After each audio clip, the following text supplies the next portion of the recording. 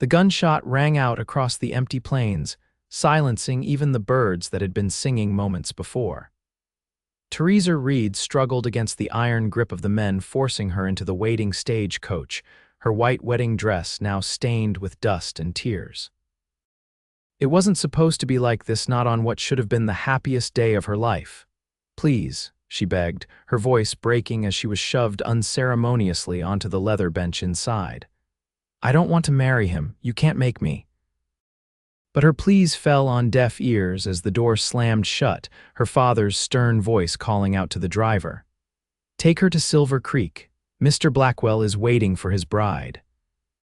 Tears streamed down Theresa's face as she pressed her hands against the window, watching her childhood home grow smaller in the distance. At 22, she had always dreamed of marriage, but not like this, not to a man 30 years her senior with a reputation for cruelty that reached even the remote ranch where she had grown up. The stagecoach rattled along the dusty trail, each jostle reminding Theresa of the fate that awaited her at the end of the journey. She'd been sold, essentially, to settle her father's gambling debts. A pretty bride for the wealthiest man in the territory, whether she wanted it or not. Miles away, Garrett Quinn guided his horse through the scrubby terrain of the Arizona Territory. At 26, he'd seen more than his fair share of hardship in the unforgiving landscape of 1877. His tan duster was coated in the fine red dust that seemed to cover everything in this part of the country, and his dark brown hat was pulled low to shield his eyes from the merciless sun. He wasn't looking for trouble, not today, at least. After months working cattle drives and odd jobs throughout the territory, he was simply heading to the next town in search of work. The life of a cowboy wasn't glamorous, but it was all he knew. The sound of an approaching stagecoach caught his attention. Uncommon on this seldom-used trail, stagecoaches usually kept to the main roads. Curiosity piqued, Garrett nudged his horse to the side of the narrow path, prepared to give the vehicle room to pass. But as the coach drew nearer, something seemed wrong.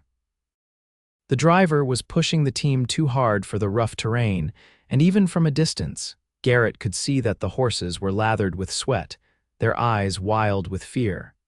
Then he heard a woman's scream from inside the coach. Without hesitation, Garrett spurred his horse forward, coming alongside the stagecoach. Through the window, he caught a glimpse of a young woman in white, her face streaked with tears as she pounded desperately on the glass. "Stop the coach." Garrett shouted to the driver, but the man only cracked his whip harder, sending the team into an even more frantic pace. Garrett leaned forward in his saddle, urging his mount faster. His hand moved to the revolver at his hip, not to use, but as a warning. Drawing alongside the driver's perch, he shouted again, "I said stop this coach." The driver, a wiry man with a weathered face, glanced over with contempt. "This ain't your business, cowboy. Keep riding." "I'm making it my business," Garrett replied, drawing his weapon. "Stop these horses or I'll stop them myself." When the driver showed no sign of complying, Garrett made a split-second decision. He holstered his pistol and spurred his horse ahead of the team, then wheeled around directly in their path. It was a dangerous gambit, one that could end with him trampled beneath the hooves of 6 terrified horses, but he had seen the desperation in the woman's eyes. The driver cursed and yanked hard on the reins, trying to avoid a collision. The stagecoach lurched violently, skidding in the loose dirt, before coming to an abrupt halt mere feet from where Garrett sat astride his horse. In the sudden silence that followed, broken only by the heavy breathing of the exhausted horses, Garrett dismounted and approached the coach. Before he could reach it, the door flew open and she appeared a vision in white, albeit a disheveled one. Her auburn hair had come loose from its pins, cascading in waves around her tear-stained face. Despite her distress, there was no mistaking her beauty. "Help me," she pleaded, her green eyes locking with his.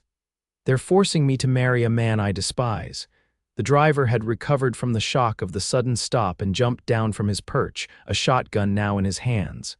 "This ain't your concern, mister. The lady is spoken for, and I've got a job to finish." Garrett's hand hovered near his revolver. "Seems to me the lady doesn't want to go where you're taking her." Her pa signed the contract himself. She's to marry Mr. Blackwell by sundown tomorrow, and that's that. The driver leveled his shotgun at Garrett's chest. Now step aside. Theresa descended from the coach, her wedding dress snagging on the rough wood of the step. My father sold me to pay his debts, she explained, her voice trembling with both fear and anger. But I won't be treated like cattle to be traded. I won't, Garrett assessed the situation quickly. The driver was armed and likely determined to complete his task, whether out of loyalty to Theresa's father or fear of this Blackwell character. But the pleading look in the young woman's eyes steeled his resolve. I can't let you take her against her will, Garrett stated firmly. The standoff might have escalated further if not for the unexpected sound of approaching riders. All three turned to see a dust cloud rising from the trail behind them, and within moments, 2 mounted men appeared. "Trouble, Jenkins," called the first rider as they drew near, addressing the driver. "This cowboy's trying to interfere with my delivery," Jenkins replied, keeping his shotgun trained on Garrett. The newcomers dismounted, and Garrett recognized the dangerous glint in their eyes. Hired guns, most likely, sent to ensure the bride reached her destination. "Mr. Blackwell don't take kindly to delays," said the taller of the two, a man with a scar running down the side of his face, "or to people meddling in his affairs." Theresa stepped closer to Garrett, her hand unconsciously grasping his arm. "I won't go with them," she whispered. "I'd rather die than marry that monster." Something in her voice, the absolute conviction behind her words, convinced Garrett that this was more than a case of wedding jitters. Whatever awaited this woman at the end of this journey was something she truly feared. "3 against 1 ain't good odds, cowboy," said the second gunman, a shorter man with a receding hairline and cold eyes. "Why don't you just ride on and forget what you saw here?" Garrett stood his ground, subtly shifting his stance to place himself between Theresa and the 3 men. "The lady doesn't want to go with you, that's all I need to know." The standoff stretched for several tense seconds, each man calculating his next move. Garrett knew he was outnumbered and outgunned, but something in him refused to abandon this woman to her fate. It was Theresa who broke the silence. "My father may have arranged this marriage, but he has no legal right to force me. I'm 22 years old and I make my own choices." Jenkins spat on the ground. "Your pa took Mr. Blackwell's money. That makes it a binding agreement in these parts." "Not if I have anything to say about it," Garrett replied. Then, making a swift decision, he turned slightly toward Theresa while keeping the men in his peripheral vision. "Can you ride?" She nodded, understanding immediately. "Since I was a child." "Then we're leaving," Garrett announced, taking a deliberate step toward his horse. "The lady has made her choice. You take one more step and it'll be your last," threatened the scarred gunman, drawing his pistol. But Garrett had been in enough tight spots to know that hesitation often proved fatal. In one fluid motion, he drew his revolver and fired a warning shot into the air, simultaneously pulling Theresa toward his horse. The sudden action startled the men just long enough for Garrett to boost Theresa onto his saddle before swinging up behind her.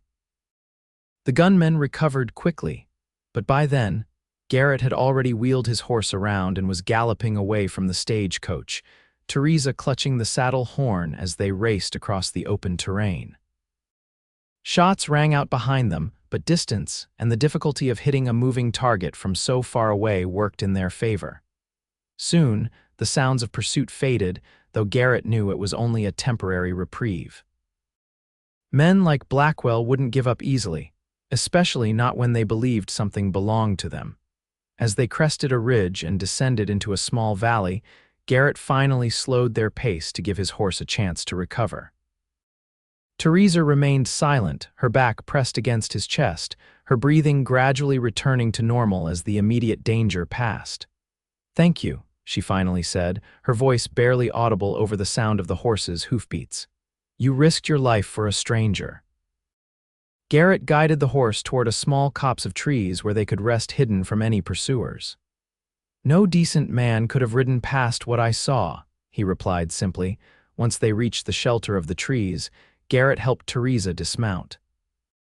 Her wedding dress, once pristine white, was now covered in dust and torn in several places from their hasty escape.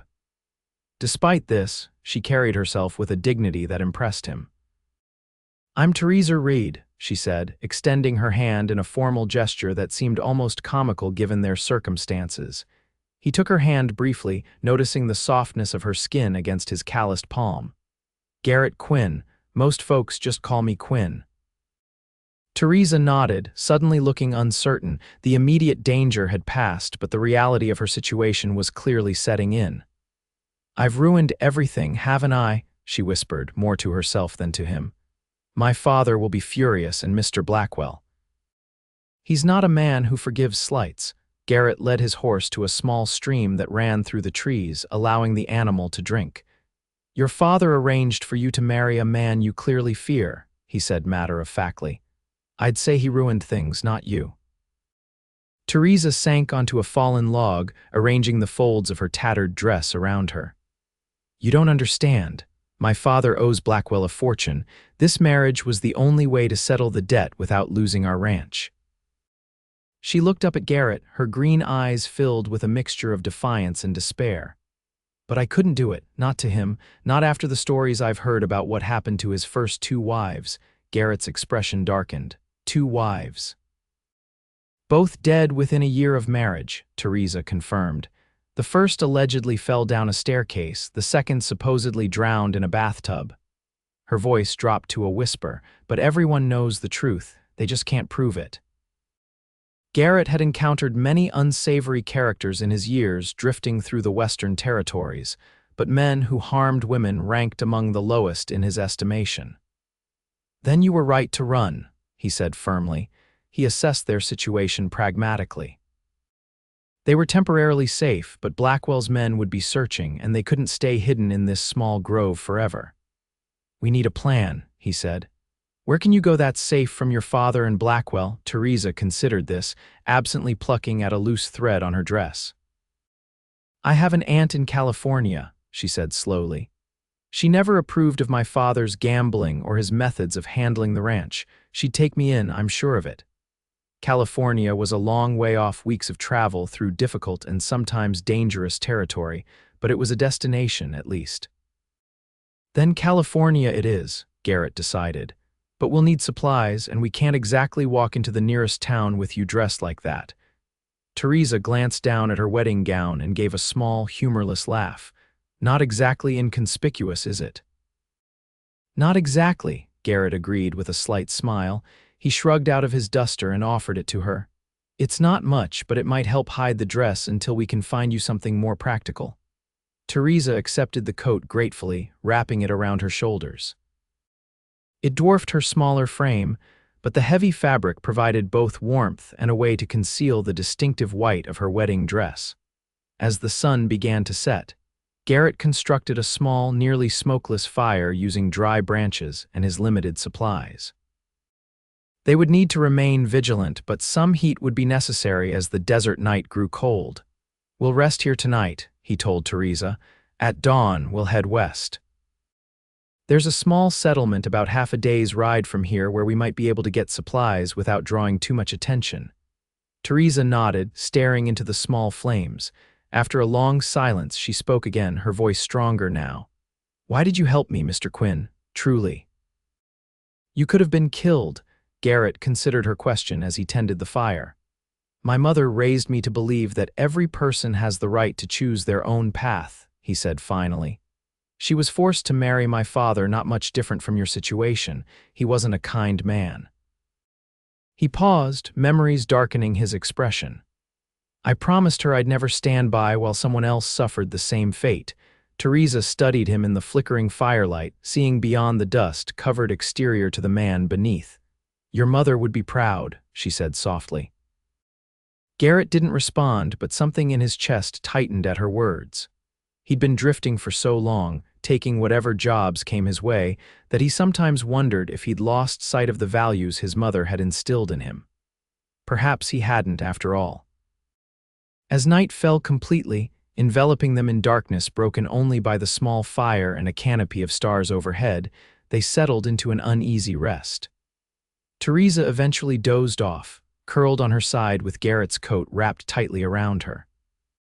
Garrett himself remained awake, alert to any sounds that might signal approaching danger. He watched the rise and fall of Theresa's breathing, struck by the strange turn his day had taken. That morning, he had been a solitary traveler with no particular destination in mind. Now he was responsible for this woman's safety, committed to helping her reach a place where she could be free to make her own choices. It wasn't the life he had planned, but as he kept vigil through the night, Garrett found himself surprisingly content with the path fate had chosen for him. Dawn broke with a clarity unique to the desert, the rising sun painting the landscape in shades of gold and amber. Garrett, who had dozed only fitfully throughout the night, was already preparing to depart when Theresa stirred. She sat up slowly, disoriented for a moment before the events of the previous day came rushing back. Attempting to smooth her tangled hair, she offered Garrett a tentative smile. "Good morning." "Morning," he replied, handing her a canteen. "We should get moving soon. Blackwell's men will be searching, and they know these lands." Theresa drank deeply, the cool water a blessing after the dusty journey. "Do you think they'll follow us west?" she asked. Garrett nodded grimly. "A man like Blackwell doesn't sound like the type to let go easily. But the farther we get from his territory, the safer we'll be."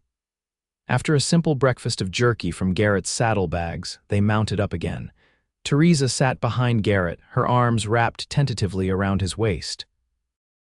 As they set off, she found herself studying the back of his neck, the sun-bronzed skin speaking of years spent in the open air. "How long have you been a cowboy?" she asked as they rode, the gentle rhythm of the horse's gait encouraging conversation. "Since I was 16, Garrett replied. "Started as a stable boy at her ranch in Texas, worked my way up to cattle drives, been drifting ever since." "No home?"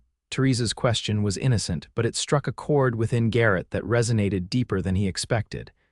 "The open range is home enough," he said after a pause. But even as the words left his mouth, he recognized them for the half-truth they were. He'd been wandering for nearly a decade, never staying in one place long enough to form attachments or put down roots. They rode in companionable silence for a time, the vastness of the Arizona landscape stretching out around them. Occasionally, Garrett would point out landmarks or share bits of knowledge about the terrain, which plants were edible, how to spot water sources, the names of distant mountains that shimmered in the heat. By midday, they approached the settlement Garrett had mentioned, little more than a cluster of buildings at a crossroads, but a place where they might find supplies and information. "Hollister's Station," Garrett explained as they slowed their approach. "It's mainly a way station for freight wagons and the occasional stagecoach. Not much to look at, but it has what we need." Theresa pulled his duster more closely around her, conscious of the wedding dress hidden beneath. "Will it be safe?" she asked. "Safer than the alternatives," Garrett replied honestly. "Stay close to me and let me do the talking." The town consisted of a general store, a stable, a small saloon, and a few scattered dwellings. A handful of horses were hitched outside the saloon, and a freight wagon was being unloaded at the store. Otherwise, the place seemed quiet, a blessing under the circumstances. Garrett helped Theresa dismount and led his horse to the hitching post outside the general store. "We need supplies and clothes for you," he said in a low voice, "and information about any search parties in the area." Inside the store, a bell jangled as they entered. The proprietor, a balding man with spectacles perched on his nose, looked up from his ledger.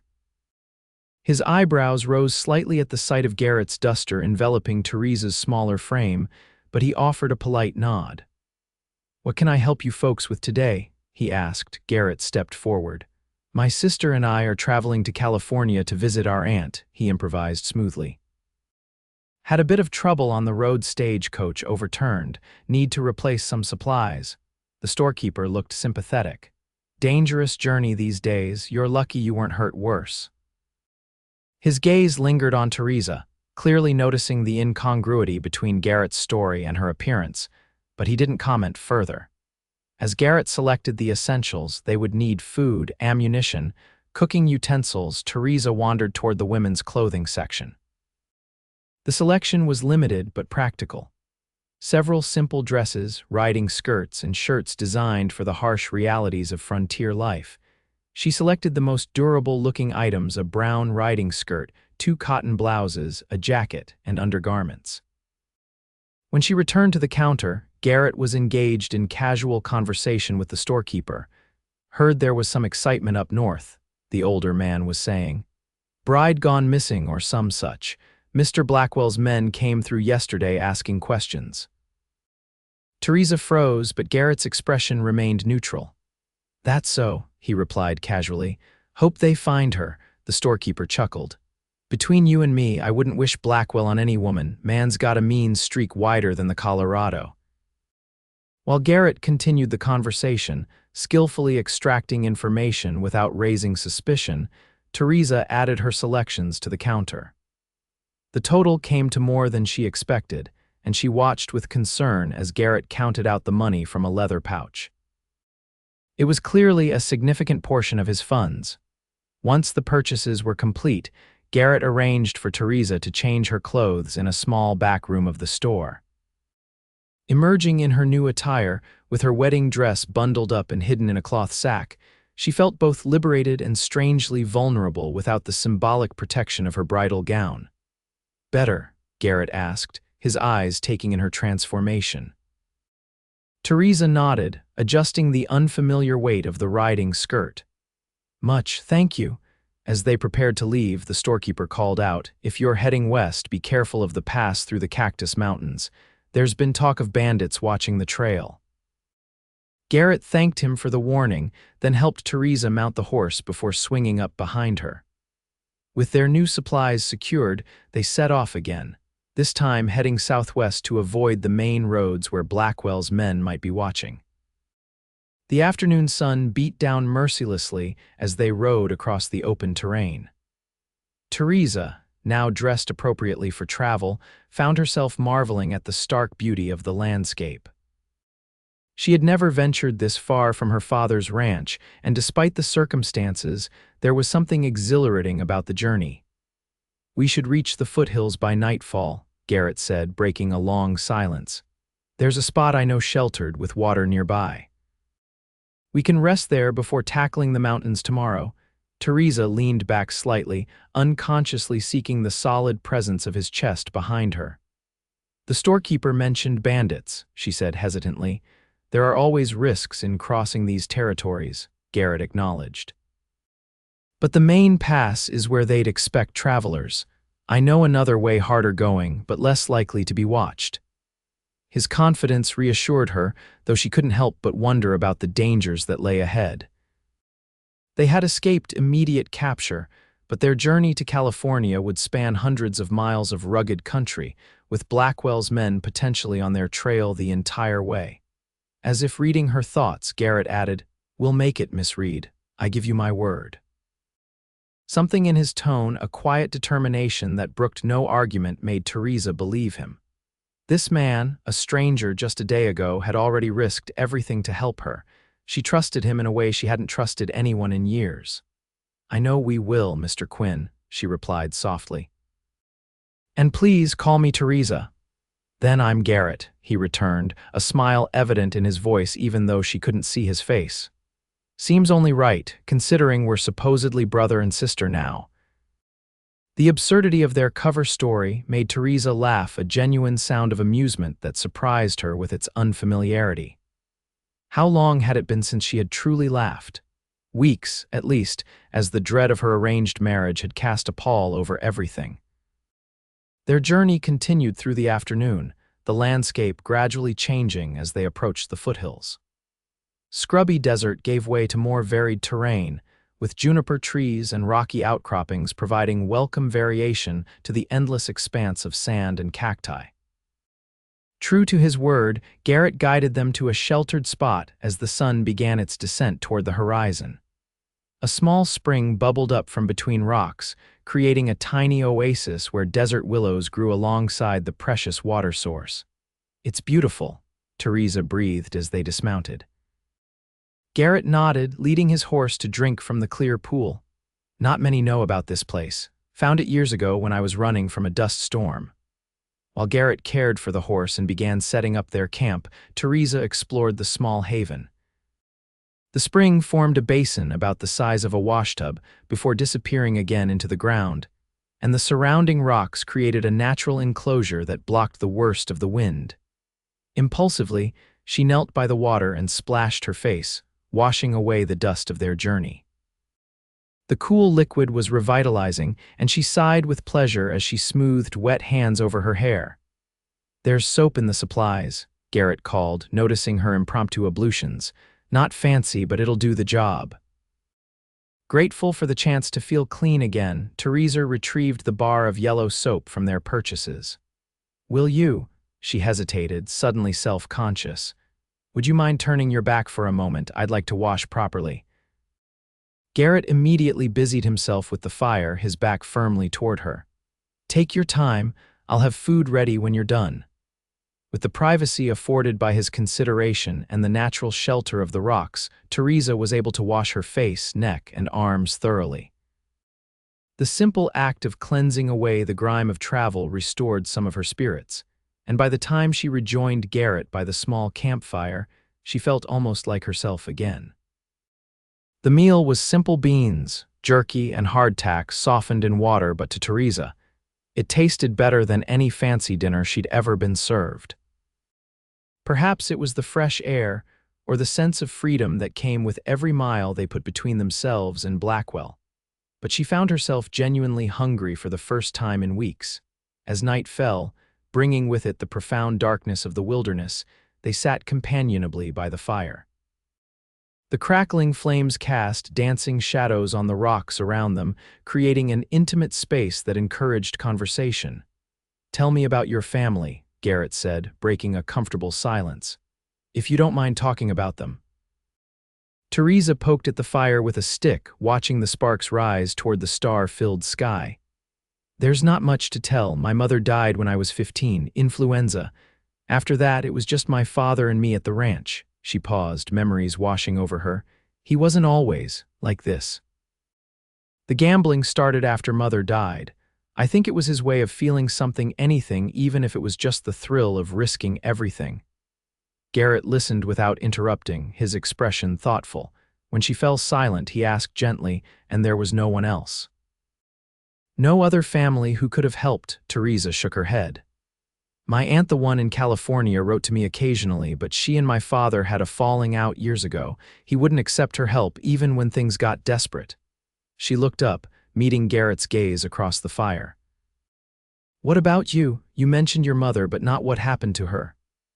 A shadow passed over Garrett's features, but he answered honestly, "She died when I was 14. My father's temper finally went too far." His jaw tightened at the memory. "I left home 2 years later after making sure he'd never hurt anyone again." The implications of his statement hung in the air between them, but Theresa didn't press for details. Some wounds were too deep to probe. "I'm sorry," she said simply. Garrett nodded his acknowledgement, then deliberately lightened his tone. "Been on my own since then. Worked ranches from Texas to Montana, drove cattle, broke horses, took whatever jobs came along." He smiled slightly. "Never rescued a runaway bride before, though. That's a first."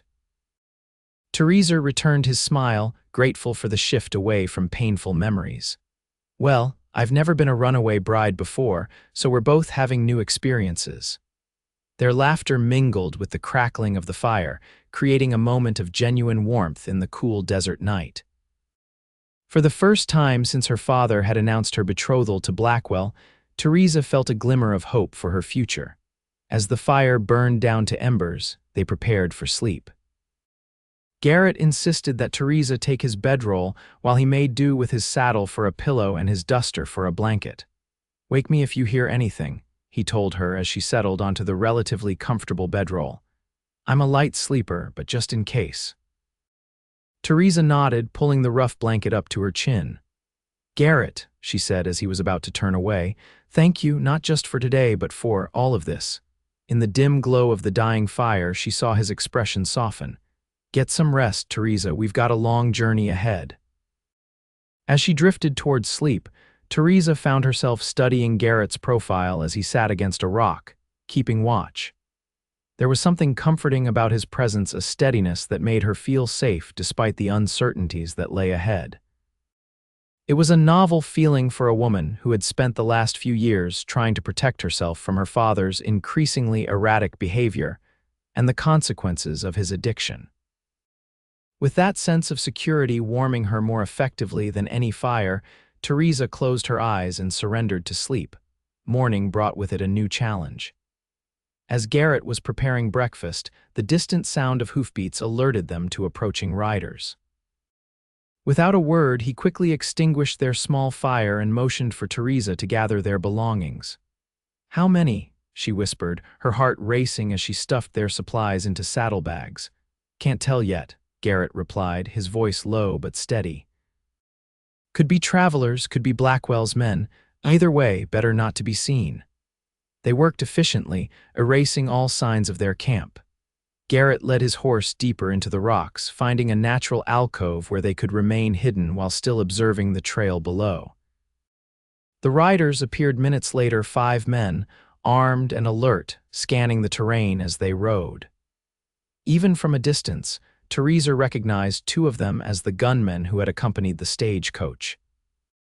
"It's them," she whispered, instinctively pressing closer to Garrett as they crouched behind the rocks.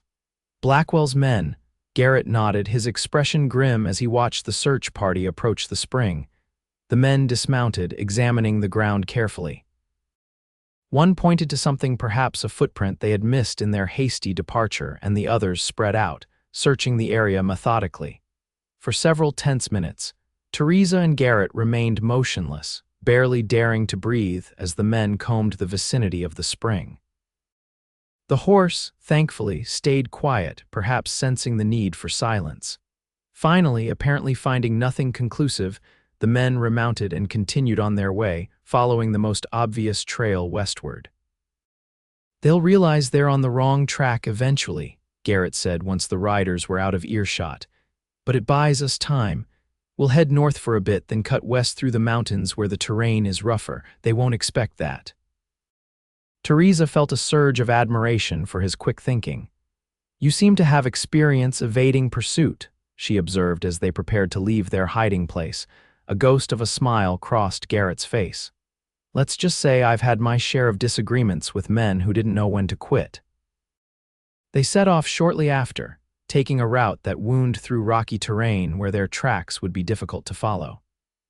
The going was slower than the previous day, with Garrett frequently dismounting to lead the horse through particularly challenging stretches. By midday, they had ascended into the mountains proper, the desert heat giving way to the cooler air of higher elevations. The vegetation changed too, with juniper and pinyon pine replacing the cacti and scrub of the lowlands. "We'll rest here," Garrett decided as they reached a small plateau. "Horse needs a breather, and so do we." They shared a simple lunch of jerky and dried fruit, sitting with their backs against a sun-warmed boulder. The view from their vantage point was breathtaking, miles of rugged landscape stretching to the horizon, the desert they had traversed now a golden expanse far below. "I've never been this high up before," Theresa admitted, gazing out at the panorama. "It's humbling," Garrett nodded in agreement. "Makes a person realize how small they are in the grand scheme of things." As they rested, Theresa found herself studying Garrett more openly than before. There was a quiet strength to him that went beyond the physical, a sense of purpose and integrity that had become increasingly rare in her experience. Her father had once possessed those qualities, before grief and gambling had eroded them away. "What will you do?" she asked suddenly. "After you've delivered me safely to my aunt in California," the question seemed to catch Garrett off guard. He considered it for a moment, his blue eyes thoughtful as they gazed out at the horizon. "Haven't thought that far ahead," he admitted. "Fine work, I suppose." "California's got plenty of ranches."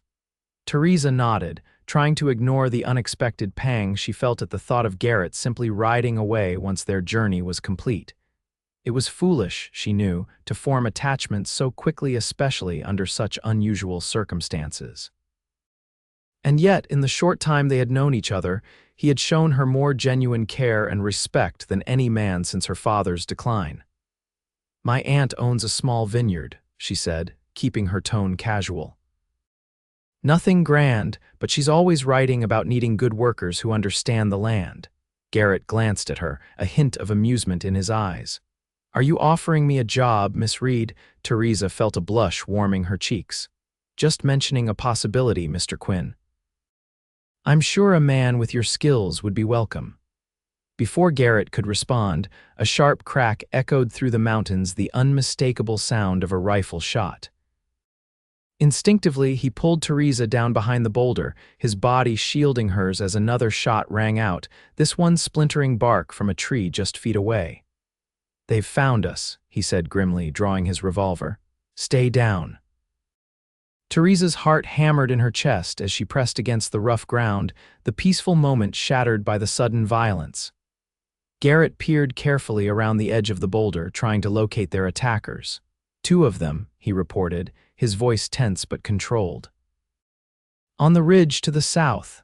Must have split off from the main group." Another shot kicked up dirt near their position, and Garrett returned fire, the report of his revolver deafening in the confined space. Theresa could see their horse dancing nervously at the edge of the plateau, its reins dragging on the ground where Garrett had loosely secured them. "We can't stay here," Garrett said, checking his ammunition. "They've got the high ground and better weapons. We need to move." Theresa nodded, her mouth dry with fear. "What do you need me to do?" Her question seemed to strengthen Garrett's resolve. "When I say run, head for that cluster of pines," he instructed, indicating a dense stand of trees about 30 yards away. "I'll cover you, then follow. Ready." Theresa nodded, gathering herself for the sprint. Garrett fired twice more in quick succession, then shouted, "Run!" She bolted from behind the boulder, her heart in her throat as she dashed toward the pines. A bullet kicked up dirt at her heels, but she didn't slow, driven by pure survival instinct. Reaching the trees, she dove into their shelter, the sharp scent of pine filling her nostrils as she rolled to a stop. Seconds later, Garrett joined her, his breathing heavy but controlled. "Good job," he said, squeezing her shoulder briefly. "Now we need to get to the horse." The animal had retreated further from the gunfire, now standing nervously at the edge of the plateau, near a steep trail that descended into a narrow canyon. If they could reach it, they might be able to escape down that route. "They'll expect us to run," Garrett said, his mind working rapidly. "We need a distraction." Scanning their surroundings, his gaze fell on a pile of dead branches nearby, the remnants of a lightning-struck tree. With a few quick movements, he gathered several large pieces and extracted matches from his pocket. "Fire?" Theresa asked. Understanding his plan, Garrett nodded. "Wind's blowing toward them. The smoke will give us cover." Working together, they quickly arranged the branches and set them alight. The dry wood caught quickly, producing thick smoke that the mountain breeze carried toward their attackers. Taking advantage of the confusion, they made a dash for the horse, Garrett helping Theresa mount before swinging up behind her. With a sharp command, he urged the animal forward, guiding it down the steep trail into the canyon. Behind them, angry shouts indicated that their pursuers had realized they were escaping, but the narrow, winding path prevented effective pursuit on horseback. By the time the gunmen found another route down, Garrett and Theresa would be long gone. The descent was treacherous, with loose rocks and tight turns that required all of Garrett's skill to navigate safely. Theresa clung to the saddle horn, her knuckles white with tension as the horse picked its way carefully downward. When they finally reached the canyon floor, Garrett urged the horse into a trot, following the natural path between the towering rock walls. The air was cooler here, the sun's light muted by the high cliffs on either side. "Are you hurt?" he asked once they had put some distance between themselves and their pursuers. Theresa shook her head, still too shaken for words. The reality of their situation was sinking in. Men were actively trying to kill them, or at least Garrett. Blackwell wanted her alive, after all. "I'm sorry," she finally managed. "This is all my fault. If I hadn't..." "Don't," Garrett interrupted firmly. "You didn't ask to be sold off like property. You didn't ask for men like Blackwell to exist. None of this is your fault." His words, spoken with such conviction, eased some of the guilt that had been building in her chest. But the danger remained very real, and she couldn't help wondering how long their luck would hold. They traveled through the canyon until nightfall, eventually emerging into a broader valley where a small stream provided water. Both they and the horse were exhausted from the day's events, and Garrett decided it was safe enough to make camp. "We'll keep moving at first light," he said as he kindled a small, well-sheltered fire. "Those two might still be looking, but we've put enough distance between us that they won't find us tonight." Theresa helped prepare their simple meal, her hands still trembling slightly from the aftermath of fear. She had never been shot at before, had never imagined she would find herself in a situation where men were hunting her through the wilderness. As they ate, she voiced the question that had been troubling her. "Will it be like this all the way to California, always running, always hiding?" Garrett considered her question honestly. "Not all the way," he said. "Blackwell's influence only reaches so far. Once we're beyond the territories he controls, it'll be safer, and we'll be more careful about being seen from now on." The answer wasn't entirely reassuring, but Theresa appreciated his honesty. Better to know the truth than to be comforted by false promises. "How far is it?" she asked. "To California depends on our route," Garrett replied. "The fastest way would be to head southwest to Yuma, then follow the southern route into California. But that's also the most traveled path, which means more chances of being spotted." He paused, considering alternatives. Going north through Nevada would be safer but longer. Theresa thought about the distances involved hundreds of miles of difficult terrain, regardless of which route they chose. Weeks of travel with danger potentially lurking around every corner. "I'm sorry I've dragged you into this," she said softly. "You could have just ridden on yesterday and none of this would be your concern." Garrett looked up from the fire, his expression serious. "I made my choice, Theresa. I don't regret it." Something in the way he said her name, a gentle emphasis that made it sound almost like a caress, caused a warmth to spread through her that had nothing to do with the nearby flames. She looked away, suddenly flustered by the intensity of his gaze.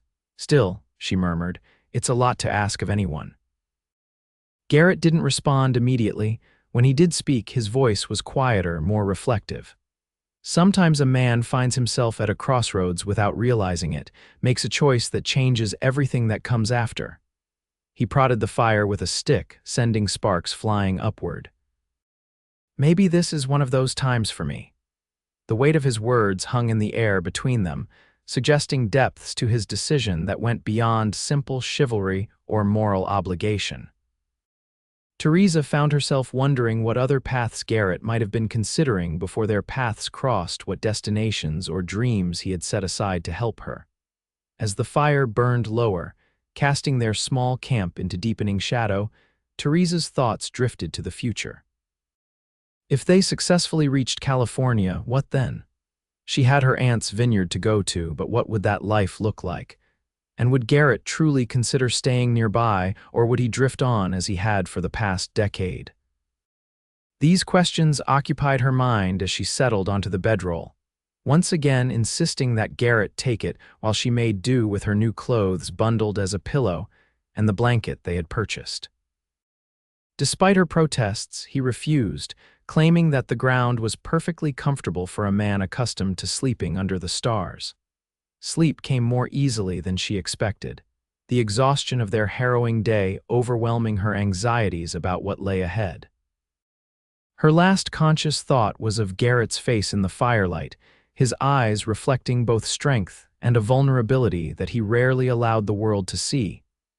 The next few days established a pattern to their journey. They would rise before dawn, traveling through the cooler morning hours before seeking shelter during the heat of the day. In the late afternoon, they would continue until dusk, making camp in locations that offered both concealment and a defensive position should they be discovered again. Their conversations during these long hours of travel gradually deepened, moving beyond the immediate concerns of their journey to more personal revelations. Theresa spoke of her childhood on the ranch, of her mother's gentle influence, and the dreams she had harbored before her father's gambling had destroyed them. Garrett, usually reticent about his past, found himself sharing stories of his years on the trail, the characters he had met, the places he had seen, the skills he had learned. On the fourth day since their escape, they crested a ridge and saw spread before them a sight that made Theresa gasp with wonder: a vast lake, its blue waters shimmering in the sunlight, nestled among mountains still capped with snow despite the summer heat. Lake Mead, Garrett identified it. "We're making good time." They descended toward the shoreline, both grateful for the prospect of plentiful water and the chance to wash away the accumulated dust of their journey. Finding a secluded cove sheltered by willows, they made camp earlier than usual, giving themselves time to rest and recover. While Garrett tended to the horse, ensuring the animal was well watered and fed, Theresa ventured to the edge of the lake. Removing her boots, she waded ankle-deep into the cool water, sighing with pleasure as it lapped against her skin. "It's wonderful," she called back to Garrett. "You should join me." He looked up from his task, a smile tugging at the corner of his mouth. "In a bit." "Horse comes first. He's been carrying double weight for days." Theresa nodded her understanding, then turned back to the lake. The temptation of the clear water was too strong to resist. Making a quick decision, she retreated behind a stand of willows where she would be hidden from view. "I'm going to bathe properly," she called to Garrett. "Don't come this way for a while." "Understood," came his reply, the amusement in his voice suggesting he had guessed her intentions before she announced them. With privacy assured, Theresa quickly removed her dusty clothing and waded deeper into the lake. The water was cool but not uncomfortably so, and the sensation of being clean for the first time in days was pure bliss. She ducked beneath the surface, letting the lake wash away the grime of travel from her hair and skin.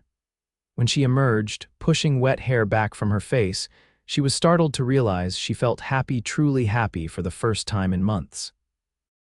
Despite the danger, despite the uncertainty of their future, there was a freedom in this journey that she had never known before. No father dictating her movements, no society judging her choices, no looming marriage to a man she feared. Just open skies, beautiful wilderness, and the company of a man who treated her with respect and kindness. The realization brought with it another, more troubling thought. She was developing feelings for Garrett that went beyond gratitude or friendship. The way her heart quickened when he smiled, the comfort she found in his presence, the admiration she felt for his quiet strength and integrity, these were not the emotions of a woman merely thankful for rescue. Theresa lingered in the water, trying to sort through these conflicting feelings. It was foolish, she knew, to let her heart run away with her under these circumstances. Garrett had never indicated that he saw her as anything more than someone in need of help. And even if he did feel something, what future could there be for them? She was a rancher's daughter with no dowry or prospects. He was a drifter who had never stayed in one place for long. By the time she reluctantly left the lake and dressed in her cleanest remaining clothes, Theresa had resolved to guard her heart more carefully. The last thing she wanted was to burden Garrett with unwelcome affections, or to make the remainder of their journey awkward with unreciprocated feelings. When she returned to camp, she found that Garrett had built a proper fire and was preparing a more substantial meal than their usual trail fare. He had caught 2 fish from the lake and was roasting them on sticks over the flames. "You look refreshed," he observed as she approached, his eyes taking in her damp hair and clean clothing. Theresa smiled, determinedly casual. "It's amazing what a proper wash can do for one's spirits." "You should take the opportunity while the light holds." Garrett nodded, handing her the cooking sticks. "Mind watching these while I do just that."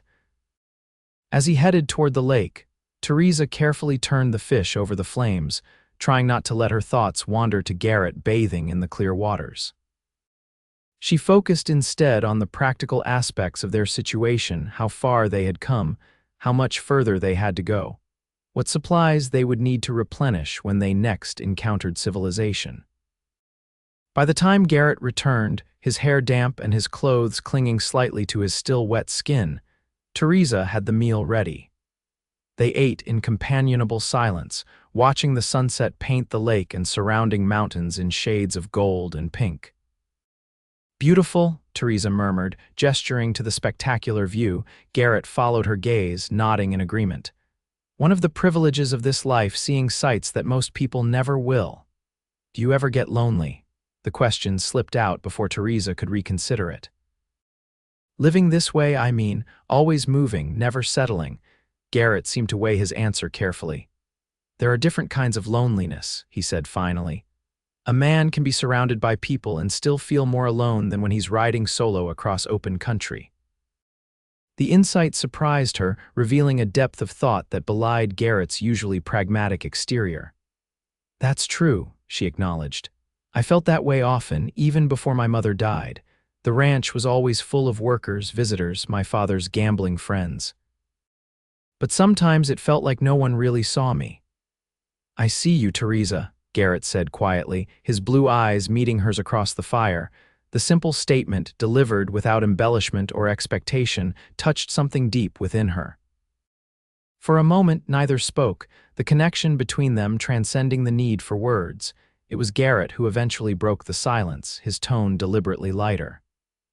We should reach the Nevada border in another 2 days if we keep this pace. From there, it's a straight shot west to California. Theresa nodded, allowing the conversation to return to practical matters. But something had shifted between them, a recognition that neither was ready to name, but both could feel a current of possibility running beneath the surface of their developing friendship. That night, as they settled for sleep under a canopy of stars more brilliant than any Theresa had ever seen, she found herself wondering what life might have been like if they had met under different circumstances. If she had been just a rancher's daughter and he just a passing cowboy, with no forced marriages or desperate escapes to complicate matters, such thoughts were pointless, she knew. Their paths had crossed as they had, and dwelling on might-have-beens would only lead to disappointment. Better to focus on the journey ahead and the sanctuary that awaited at its end. Yet as sleep claimed her, Theresa's dreams were filled with visions of a future where Garrett remained by her side not as a protector or guide, but as something far more permanent and profound. The next morning broke clear and crisp, with a hint of autumn in the air despite the summer season. They set off early, following the shoreline of the lake before turning northward toward the Nevada border. As they rode, Theresa noticed that Garrett seemed unusually pensive, his normally alert gaze sometimes turning inward as if wrestling with private thoughts. She didn't press him, respecting his tendency toward silence, but she wondered what occupied his mind so deeply. By midday, they had left the lake behind and were traversing a high plateau dotted with sagebrush and occasional stands of juniper. The horse moved at a steady pace, having grown accustomed to carrying both riders over varying terrain. There's a trading post about a half-day's ride from here, Garrett mentioned as they paused to rest in the shade of a solitary pine. Run by a Paiute family, good people unlikely to be connected to Blackwell, Theresa welcomed the news. Their supplies were running low, and the prospect of sleeping under a roof, even for one night, was appealing after so many days in the open. Will it be safe? She asked, the memory of their last encounter with civilization still fresh in her mind. Garrett nodded. Safer than most places. The Paiutes don't much care for men like Blackwell who try to claim land and authority that isn't theirs to take. They reached the trading post by late afternoon, a collection of simple wooden buildings nestled in a small valley where a creek provided year-round water. A few horses were tethered outside, and smoke rose from the chimney of the largest structure. Garrett approached cautiously, alert for any signs of danger, but the place seemed peaceful enough. An older Native American man emerged from the main building as they dismounted, his weathered face breaking into a smile of recognition. Quinn, he greeted Garrett, many seasons since you passed this way. Garrett clasped the man's hand warmly. Too many, Red Hawk, good to see you well. The man's dark eyes shifted to Theresa, curious but not intrusive. Garrett performed a simple introduction. This is Theresa. We're traveling to California. Theresa, this is Red Hawk. He once saved me from dying of thirst when I got turned around in the salt flats. Red Hawk nodded to Theresa respectfully. Welcome to our home. You come far. From Arizona Territory, she replied, matching his formal tone. We've been traveling for nearly a week. The older man seemed to assess them both, noting their trail-worn appearance and the way they unconsciously positioned themselves close to each other. Whatever conclusions he drew, he kept to himself, merely gesturing toward the main building. Come, my wife has stew cooking. You will eat rest. Safe here?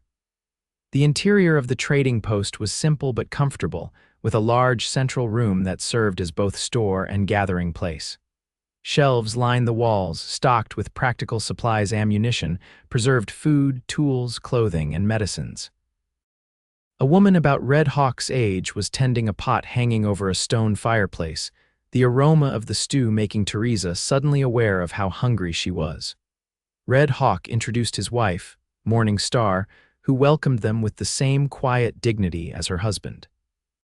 Soon, Theresa and Garrett were seated at a rough-hewn table, bowls of venison stew and fresh bread before them. As they ate, Red Hawk asked few questions, seemingly content to let them volunteer information at their own pace. Garrett, usually guarded with strangers, explained a simplified version of their situation, that Theresa was traveling to her aunt's home in California, and he was acting as her guide and protector. Some men follow, he added, his tone casual but his meaning clear. Men who think they have claim to her. Red Hawk nodded his understanding. Many such men in these lands now. They believe papers and money give them rights to what cannot be owned: land, water, people. His gaze shifted to Theresa. You are wise to leave such men behind. After the meal, Morning Star showed Theresa to a small but clean room where she could sleep for the night. The simple cot with its wool blankets looked like luxury after so many nights on the ground. Thank you, Theresa said sincerely, for your hospitality and for... She hesitated, unsure how to express her gratitude for the couple's tacit acceptance and support. Morning Star seemed to understand. She patted Theresa's hand gently. We have a daughter, she said, her English accented but clear. She too chose her own path, not the one others would make for her. It is the right of all women to decide their own fate. The simple wisdom of her words resonated deeply with Theresa. Is your daughter nearby? She asked, curious about this woman who had also defied expectations. A shadow passed over Morning Star's face. She lives with her husband's people in the mountains to the west. We see her rarely now. There was sorrow in her voice, but also acceptance. But she is happy, this is what matters. Left alone in the small room, Theresa found herself reflecting on Morning Star's words. The right of all women to decide their own fate. Such a simple concept, yet one that society, whether white or native, seemed determined to deny. Her father had believed he had the right to trade her like cattle. Blackwell believed he had the right to possess her. Even here, among people who seemed to respect individual choice, a daughter's decision had meant separation from her family. Was that the inevitable price of freedom? Sacrifice and separation from all that was familiar. Later that evening, after purchasing supplies from Red Hawk's store and ensuring their horse was well rested and fed, Theresa joined Garrett outside. He was sitting on a bench near the creek, smoking a cigarette and staring thoughtfully at the water. May I join you? She asked, hesitant to interrupt his solitude. Garrett looked up, a smile warming his features as he moved over to make room for her. Of course. They sat in comfortable silence for a while, the sound of the creek providing a soothing backdrop to their thoughts. Fireflies had begun to emerge in the gathering dusk, their tiny lights blinking on and off among the reeds. Red Hawk says we should reach the California border in 4 days if the weather holds, Garrett eventually said. From there, it's another week to your aunt's vineyard. Theresa nodded, trying to ignore the way her heart sank at the reminder that their journey would soon end. That's good news, she said, her voice not quite matching the positive sentiment. Garrett seemed to sense her conflicted emotions. Are you worried about what happens when we get there? He asked gently. Theresa considered his question, sorting through the tangle of feelings that had been growing more complex with each passing day. A little, she admitted. I haven't seen my aunt in years. What if she's changed? What if she doesn't want me there after all? From what you've told me of her letters, she sounds like a woman who means what she says, Garrett reassured her. And anyone would be lucky to have you in their home. The simple compliment warmed Theresa more than it should have. Thank you, she murmured, her gaze fixed on the dancing fireflies rather than on Garrett's face. After another pause, she found the courage to voice the question that had been weighing on her mind. What about you? What will you do once we reach California? Garrett took a final draw on his cigarette before extinguishing it carefully. I haven't decided yet, he said, his tone thoughtful. California's a big place, lots of opportunities for a man willing to work hard. You mentioned ranches, Theresa reminded him, trying to keep her voice neutral. Is that what you'd prefer, working with horses and cattle? It's what I know best, Garrett acknowledged. But I've been thinking lately that maybe it's time for something different, something more. He trailed off, seemingly searching for the right word. Permanent, Theresa suggested. Garrett nodded slowly. Maybe 10 years is a long time to wander without putting down roots. A man starts to wonder what he's missing. The admission, coming from someone who had defined himself by his independence, surprised and touched Theresa. What would it take, she asked softly. For you to consider staying in one place? Garrett turned to look at her directly, his blue eyes reflecting the last light of the setting sun. The right reason, he said simply, something worth staying for. The intensity of his gaze made Theresa's breath catch in her throat. There was meaning in his words beyond their surface simplicity, a question, perhaps, or an invitation that she wasn't yet sure how to answer. Before she could formulate a response, the trading post door opened, spilling lamplight into the dusk. Red Hawk emerged, calling to them that coffee was ready inside if they wanted it. The moment broken, Theresa stood, smoothing her skirt with hands that trembled slightly. We should go in, she said, not meeting Garrett's eyes. Early start tomorrow. Garrett rose as well, his height bringing him close enough that she could feel the warmth radiating from his body in the cool evening air. Theresa, he said, his voice low enough that only she could hear, when this is over, when you're safe with your aunt, we should talk about possibilities. Her heart leaped at his words, but caution tempered her response. Possibilities can be dangerous things, Mr. Quinn, she said, attempting lightness despite the emotion threatening to overwhelm her. They have a way of disappearing just when you start to believe in them. Garrett's hand came up to gently lift her chin, forcing her to meet his gaze. Not all of them, he said with quiet conviction. Some are worth holding on to, no matter the odds. For a breathless moment, Theresa thought he might kiss her. Instead, he stepped back, respecting the boundaries that their circumstances demanded. Coffee sounds good, he said, his tone deliberately casual as he gestured toward the trading post. As they walked back to the building side by side, not touching but acutely aware of each other's presence, Theresa felt a curious mixture of anticipation and fear. Garrett had opened a door that neither of them could easily close again, acknowledged something growing between them that went beyond their initial roles of rescuer and rescued. What that might mean for their future remained uncertain, but for the first time since fleeing her father's ranch, Theresa allowed herself to hope for something beyond mere escape, something that might include the man now walking beside her under the emerging stars. They departed from Red Hawk's trading post early the next morning, their supplies replenished and their spirits lifted by the night of comfortable rest. Their hosts refused payment for their hospitality, accepting only fair trade for the supplies and offering a parting gift of dried berries and medicinal herbs that Morning Star insisted would be useful on their journey. Safe travels, Red Hawk said as they mounted up. Stay north of the Big Canyon. Less travelers, less eyes. Garrett nodded his thanks for the advice, and with final waves of farewell, they set off into the crisp morning air. The conversation from the previous evening hung between them, acknowledged but not resumed as they focused on the practical aspects of their journey.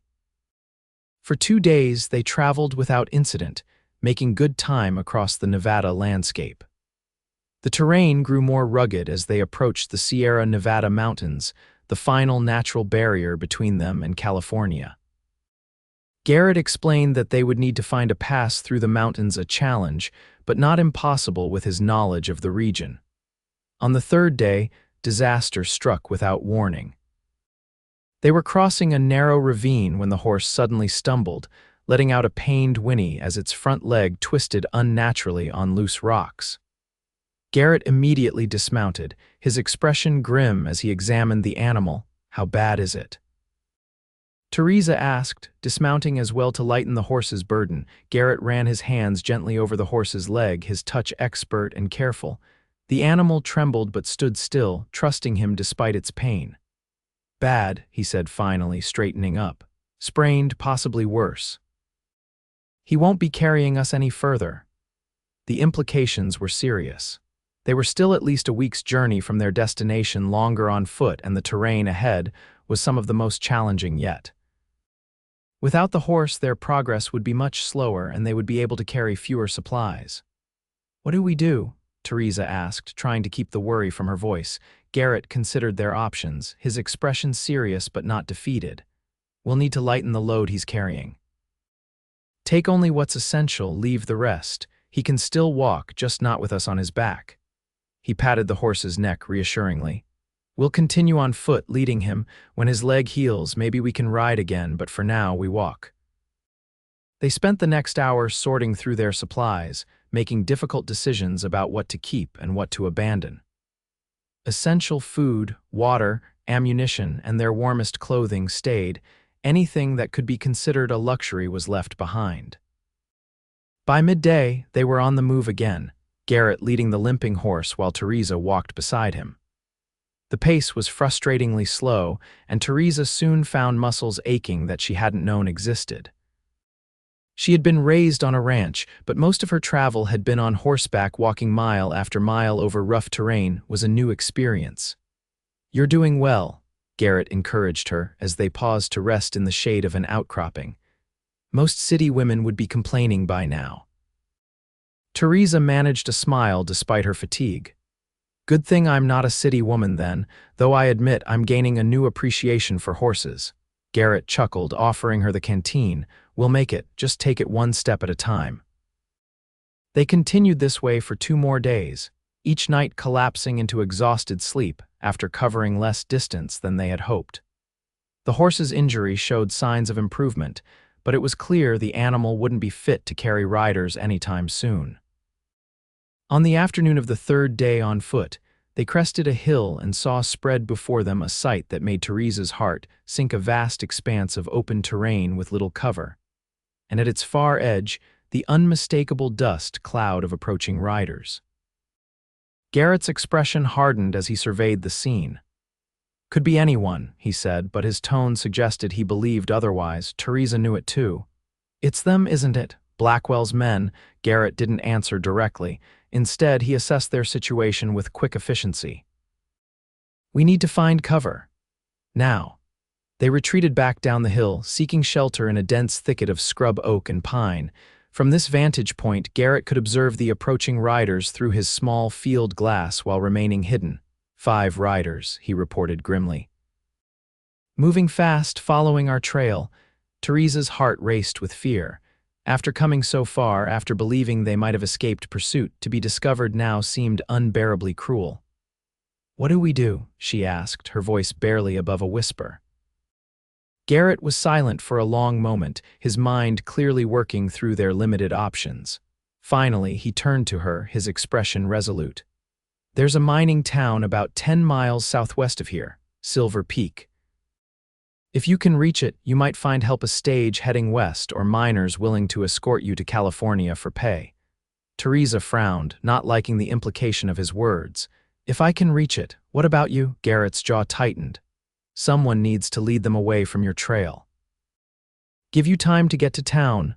"No." Theresa's response was immediate and vehement. "I won't let you sacrifice yourself for me." "It's not a sacrifice," Garrett argued. "I know these lands. I can lose them in the high country, circle back. But I can move faster alone, and you'll be safer in town than out here."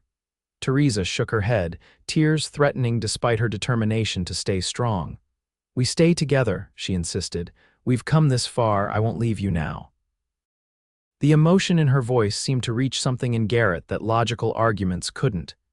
His expression softened, and for a moment, his hand came up as if to touch her face before dropping back to his side. "All right," he conceded. "Together, but we need to move fast and stay hidden. The horse will have to find his own way. We can't risk him giving away our position." With reluctance, Garrett removed the saddle and remaining supplies from the horse's back. He divided the essential items between two small packs, one for each of them to carry. Then, with a gentle pat and murmured words of thanks, he sent the animal on its way. "Will he be all right?" Theresa asked, watching as the horse trotted slowly away, still favoring its injured leg. "Horses are survivors," Garrett assured her. "He'll find water and grass. Might even make it to a ranch where someone will take him in." With a final glance at the retreating horse, they turned their attention to their own escape. Garrett led them through the densest cover available, careful to leave as little trail as possible. They moved in stream beds where the water would wash away their footprints, walked on rocky ground that wouldn't hold tracks, and used branches to sweep away any signs of their passage on softer earth. It was exhausting, painstaking work, made more difficult by the need for absolute silence. By nightfall, they had covered less than 5 miles, but Garrett seemed satisfied that they had successfully thrown off pursuit, at least temporarily. They made a cold camp that night, not risking a fire that might be spotted. Huddled together for warmth under a single blanket, they spoke in whispers about their next moves. "We should reach the foothills of the Sierras in 2 days," Garrett said, his breath warm against Theresa's ear. "There's a pass that few know about, narrow, difficult, but passable. Once we're through, we'll be in California."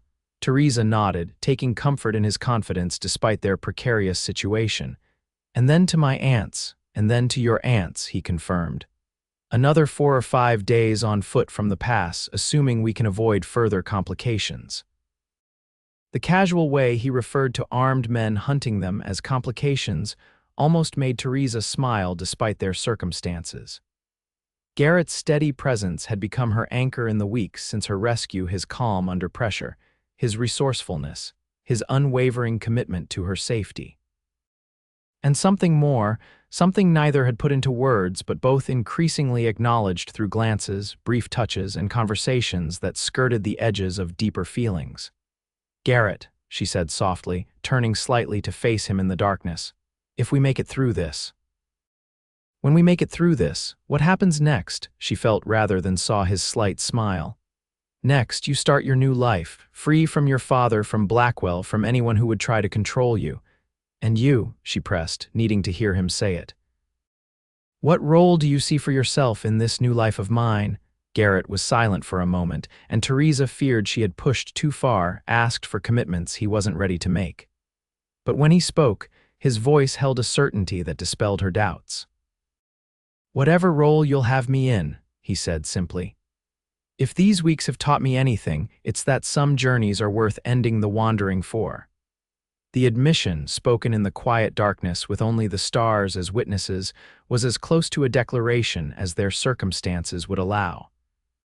Theresa's hand found his under the blanket, their fingers intertwining in silent acknowledgement of possibilities that might await them if they survived the dangers ahead. "I'd like you to stay," she whispered, "not as a protector or guide, but as someone who chooses to be with me because he wants to be." Garrett's hand tightened around hers. "I want to be," he assured her. "More than I've wanted anything in a very long time." No more words were needed. In the silence that followed, a fragile hope took root, a vision of a future beyond survival, beyond escape. A future they might build together, if only they could reach the sanctuary that awaited them in California. Morning brought new challenges.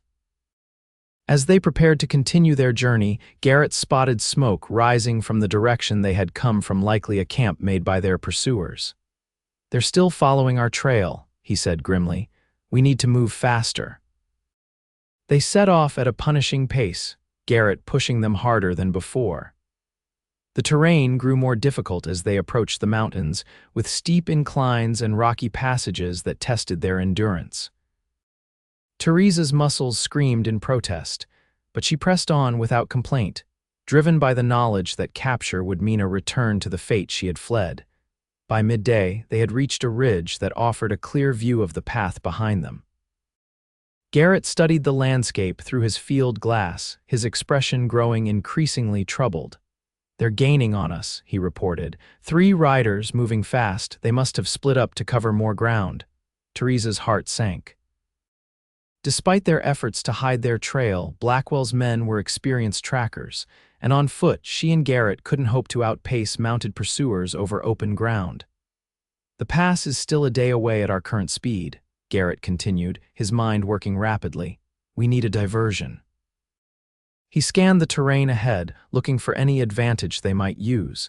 His gaze settled on a narrow canyon to their right, where the walls rose steeply on either side of a winding creek.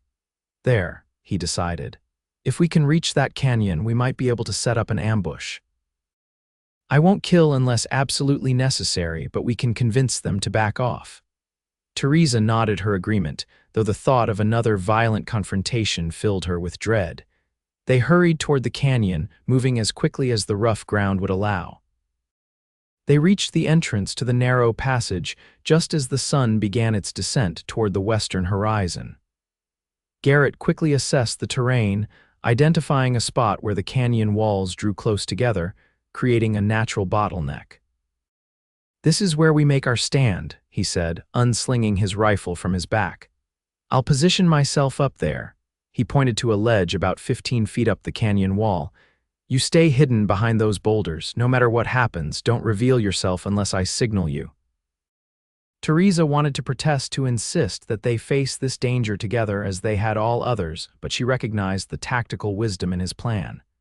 With only one rifle between them, Garrett was their best hope of deterring pursuit. "Be careful," she urged, impulsively reaching out to touch his face. "I didn't come all this way to lose you now." Garrett caught her hand, pressing a quick kiss to her palm, their first intimate contact since the journey began. "You won't lose me," he promised. "Just stay hidden." With that, he began the climb to his chosen position, moving with the agility of a man long accustomed to traversing difficult terrain. Theresa retreated to the shelter of the boulders he had indicated, making herself as small and inconspicuous as possible. The weight was excruciating.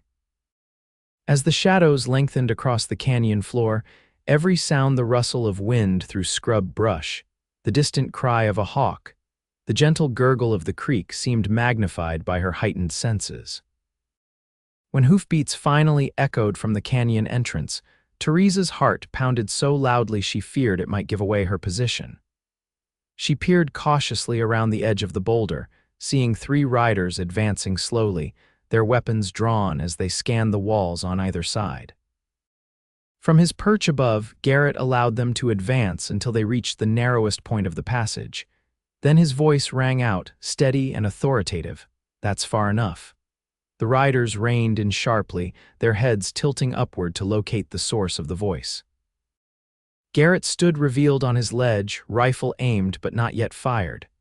"Quinn," called one of the men, the same scarred gunman who had confronted them days earlier. "Should have known it was you causing all this trouble. Mr. Blackwell's mighty displeased about his bride being stolen." "The lady made her choice," Garrett replied evenly. "She doesn't want to marry Blackwell, that should be the end of it." The gunman spat contemptuously.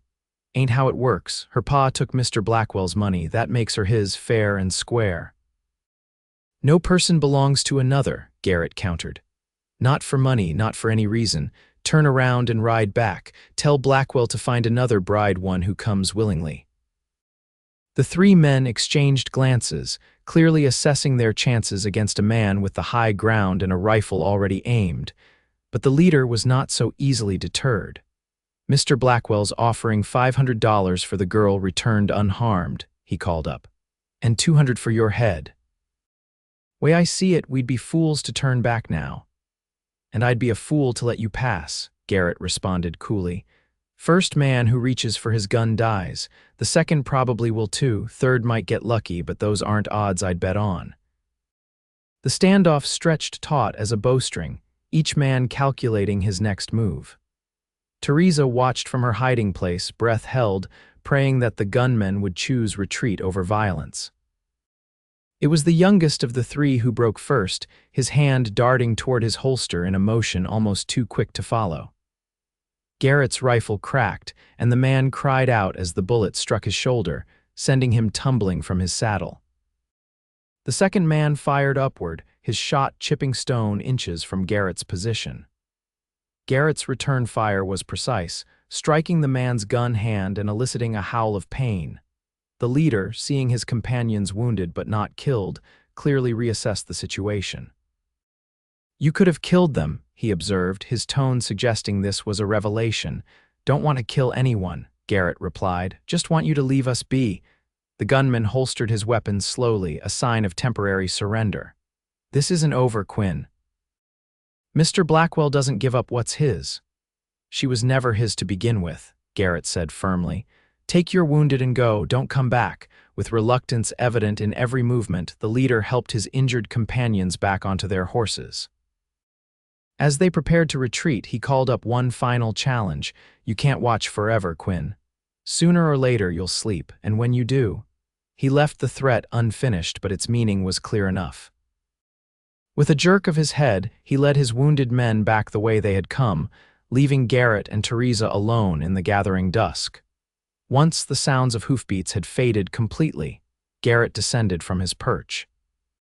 Theresa emerged from hiding, rushing to meet him with a mixture of relief and renewed anxiety. "They'll be back, won't they?" she asked, though she already knew the answer. Garrett nodded grimly. "Not right away. They'll tend their wounded, maybe wait for reinforcements, but yes, they'll be back." "Then we need to move," Theresa said with newfound determination, "while we still have darkness to cover our trail." Garrett studied her face in the fading light, his expression softening with admiration for her courage. "We'll move," he agreed, "but first..." He stepped closer, one hand coming up to gently cup her cheek. For a moment, Theresa thought he might kiss her finally, after weeks of growing closeness without crossing that final boundary. But he seemed to reconsider, his hand dropping away as he remembered the danger that still surrounded them. "Later," he promised softly, the word carrying meanings beyond its simple sound. Theresa nodded her understanding. There would be time for tender moments once they were truly safe. For now, survival remained their priority. They gathered their meager supplies and set off deeper into the canyon, using the last light of day to find a path that would lead them toward the mountain pass and, beyond it, California. As darkness fell completely, they continued by starlight, driven by the knowledge that each step brought them closer to safety, and to the future they were increasingly determined to share. The night was a blur of exhaustion and determination, with Garrett leading them unerringly through terrain that would have confounded most travelers even in daylight. They rested only briefly, knowing that distance was their best defense against renewed pursuit. Dawn found them high in the foothills of the Sierra Nevada, with the true mountains looming before them like sentinels guarding the promised land beyond. They paused at a small spring to refill their canteens and allow themselves a proper meal, the first since their confrontation with Blackwell's men. "The pass is there," Garrett said, pointing to what appeared to be a mere crease in the massive wall of stone before them. "It looks impossible from here, but there's a trail, narrow and steep but passable." Theresa squinted at the distant formation, trying to imagine traversing such formidable terrain. "How did you discover it?" she asked, curious about this aspect of Garrett's past. A shadow crossed his features momentarily. "Was on the run myself once," he admitted. "Not from the law, from men like Blackwell who thought they owned the land and everything on it. A Paiute scout showed me the pass when I had nowhere else to go." The admission offered a new insight into Garrett's character. His willingness to help her escape was perhaps rooted in his own experiences with men who abused power. It explained his unwavering commitment to her freedom, his understanding that some journeys were about more than physical distance traveled. They rested longer than was strictly prudent, both recognizing that the climb ahead would demand all their remaining strength. As they prepared to set off again, Theresa found herself studying Garrett's profile against the backdrop of mountains and sky. The weeks of travel had left their mark on him. His beard was fuller, his skin more weathered, his clothes worn thin in places. Yet he remained steadfast, his blue eyes clear and determined as they focused on the path ahead. "Thank you," she said suddenly, the words inadequate for all she wished to express. "For everything. For stopping that stagecoach, for risking your life, for believing I had the right to choose my own path." Garrett turned to her, his expression softening in a way that had become increasingly frequent in recent days. "You don't need to thank me for recognizing what should be every person's right," he said gently, "but you're welcome all the same." The climb to the pass was every bit as challenging as Garrett had suggested. The trail, little more than a game path in places, wound steeply upward, often requiring them to use hands as well as feet to negotiate particularly difficult sections. The thin air at higher elevations made breathing laborious, and Theresa found herself stopping frequently to catch her breath. Garrett remained patient throughout, occasionally offering a steadying hand but never suggesting that she couldn't manage the ascent. His quiet confidence in her abilities bolstered Theresa's determination, pushing her to continue when her muscles screamed for rest. By mid-afternoon, they had reached the highest point of the pass, a narrow saddle between two towering peaks. Garrett led Theresa to a flat rock where they could rest and take in the vista that spread before them. "California," he said simply, gesturing to the western slopes and the vast expanse beyond. Theresa gazed out at the landscape in wonder. From their vantage point, they could see forested mountains giving way to gentler foothills, and beyond them, the fertile valleys that had drawn settlers westward for decades. Somewhere in that distant green expanse was her aunt's vineyard, their destination, their sanctuary. "We made it," she breathed, the realization bringing unexpected tears to her eyes. After weeks of danger and hardship, the border that would bring them to relative safety was finally within reach. Garrett's hand found hers, their fingers intertwining as they shared this moment of triumph. "Not quite yet," he cautioned, "but close. Another day's journey will take us well into California territory." They remained on the mountaintop until the setting sun painted the western sky in shades of gold and crimson.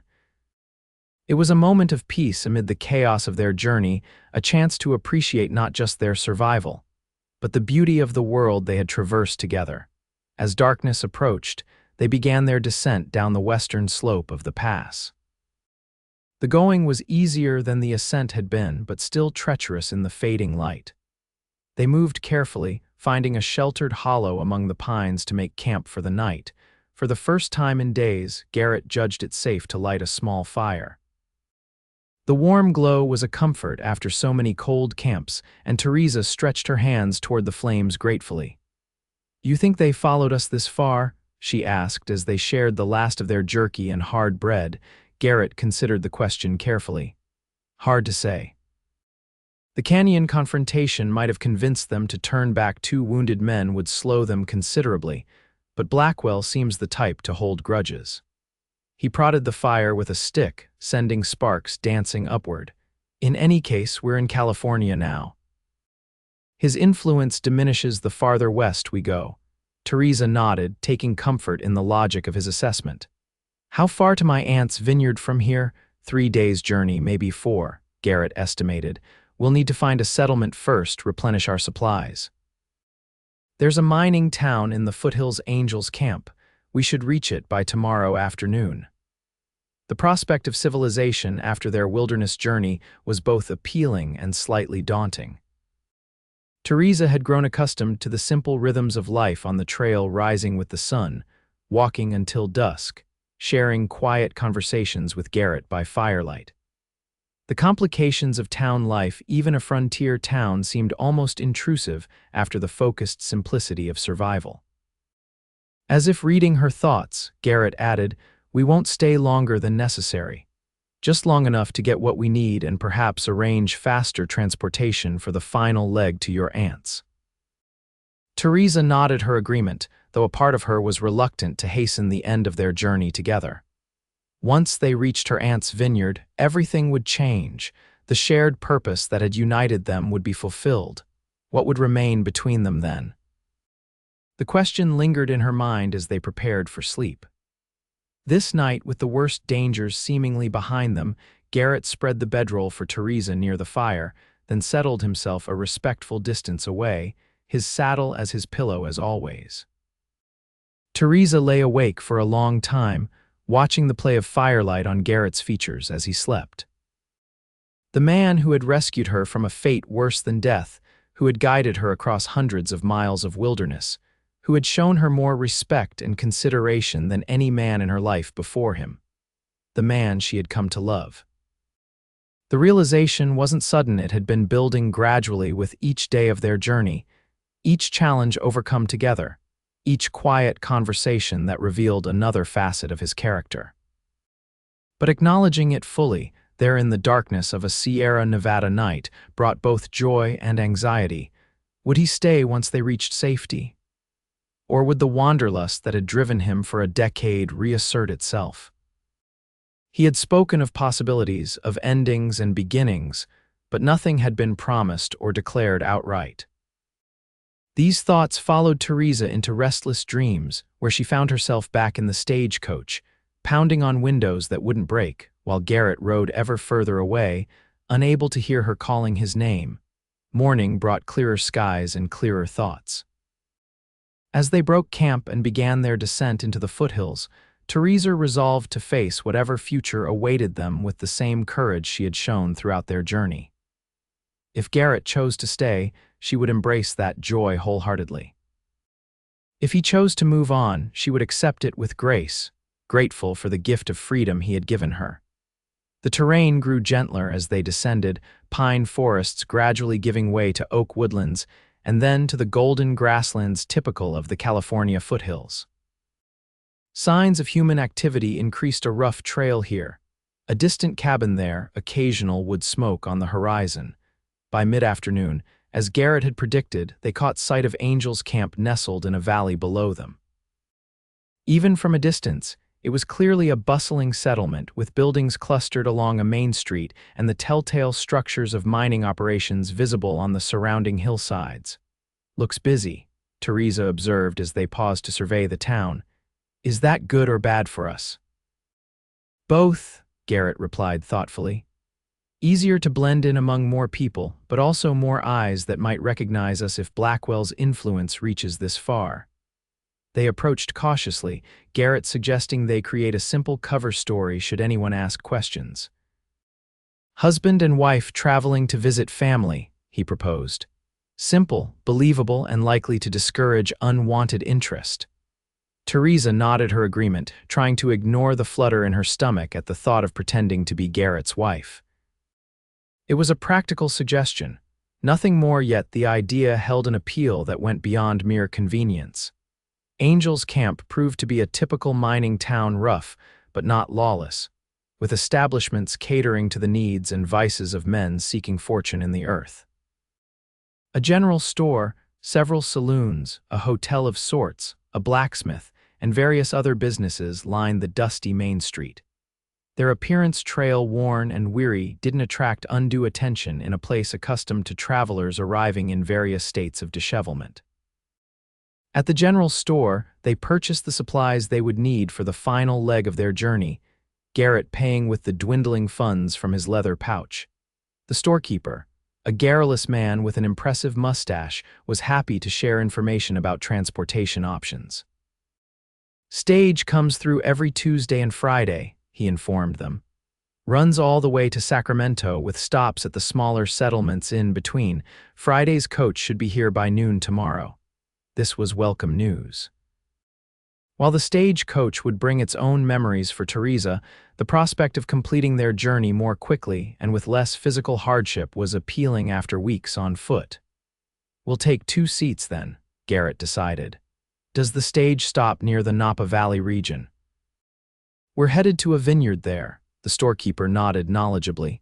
"Makes a stop at St. Helena, right at the heart of wine country. From there, any vineyard would be a short ride away." With their transportation arranged, they sought accommodation for the night. The town's only hotel was a far cry from luxury, but it offered clean beds and privacy, both rarities in their recent experience. For the sake of their cover story and propriety, they took adjoining rooms, though the idea of being separated by a wall after weeks of sleeping under the same stars felt strangely disconcerting to Theresa. After securing their rooms, they treated themselves to a proper meal at the hotel's attached restaurant, their first hot, freshly cooked food since Red Hawk's trading post. The simple fare of steak, potatoes, and beans tasted like a feast after weeks of trail rations. As they ate, Garrett maintained a careful watch on the restaurant's other patrons, his instincts for danger not yet fully relaxed. Theresa, too, found herself studying each newcomer, half expecting to see one of Blackwell's men enter at any moment. "Old habits," Garrett acknowledged when he caught her scanning the room. "But we're safer here than we've been in weeks. Try to relax if you can," Theresa smiled ruefully. "I'm not sure I remember how being constantly alert becomes second nature after a while."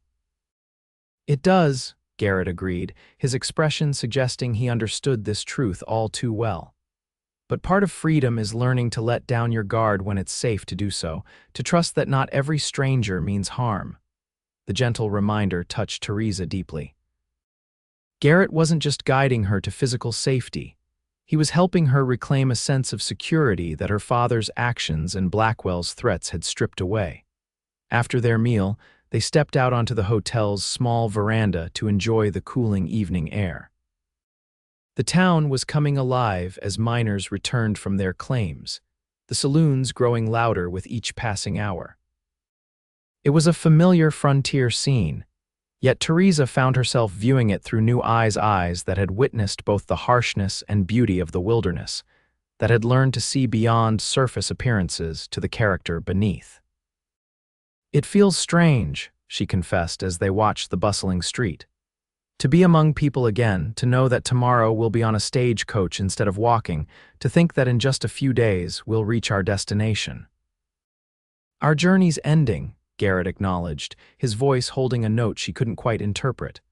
"But endings are just beginnings in disguise, or so my mother used to say."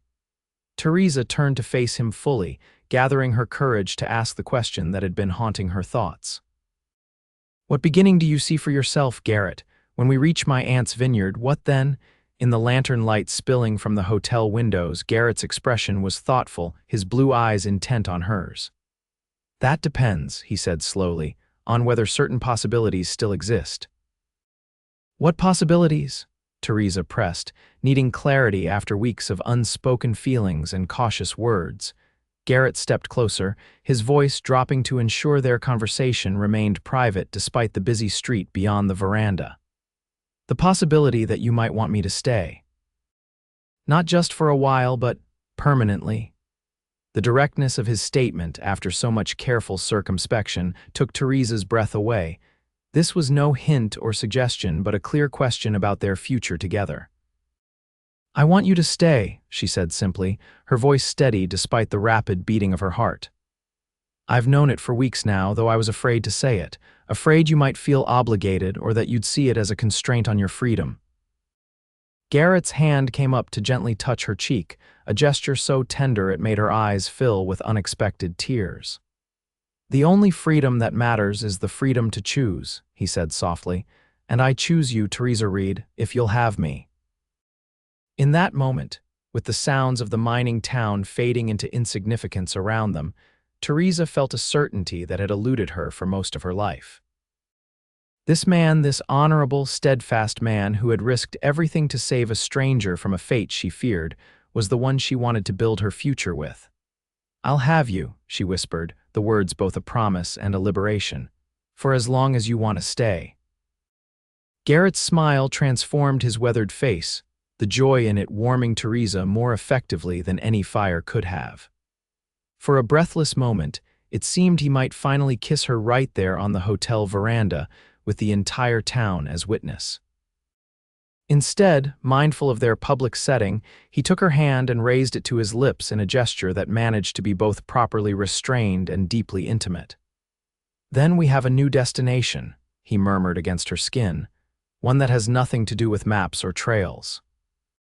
The promise in his words carried Theresa through the night in her solitary hotel room, where for the first time since their journey began, she slept deeply and dreamlessly, secure in the knowledge that whatever challenges lay ahead, she would not face them alone. Morning brought with it a renewed sense of anticipation. After weeks of fleeing from danger, they were now moving purposefully towards something, not just the physical destination of her aunt's vineyard, but the future they had begun to envision together.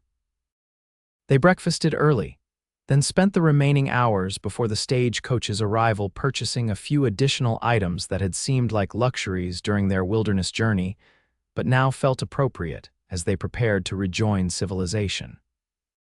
A new shirt for Garrett, a simple but clean dress for Theresa, proper toiletries for them both. The stagecoach arrived precisely at noon, a cloud of dust announcing its approach before the conveyance itself appeared on the town's main street.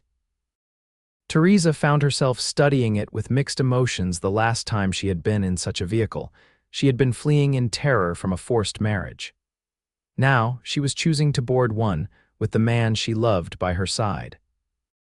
The symmetry wasn't lost on Garrett, who squeezed her hand reassuringly as they waited for the passengers to disembark and the driver to announce boarding for the onward journey. "Different circumstances," he reminded her softly. "This time, you're heading toward something of your own choosing, not away from something forced upon you." Theresa nodded, drawing strength from his understanding. "It's still strange," she admitted, "like completing a circle."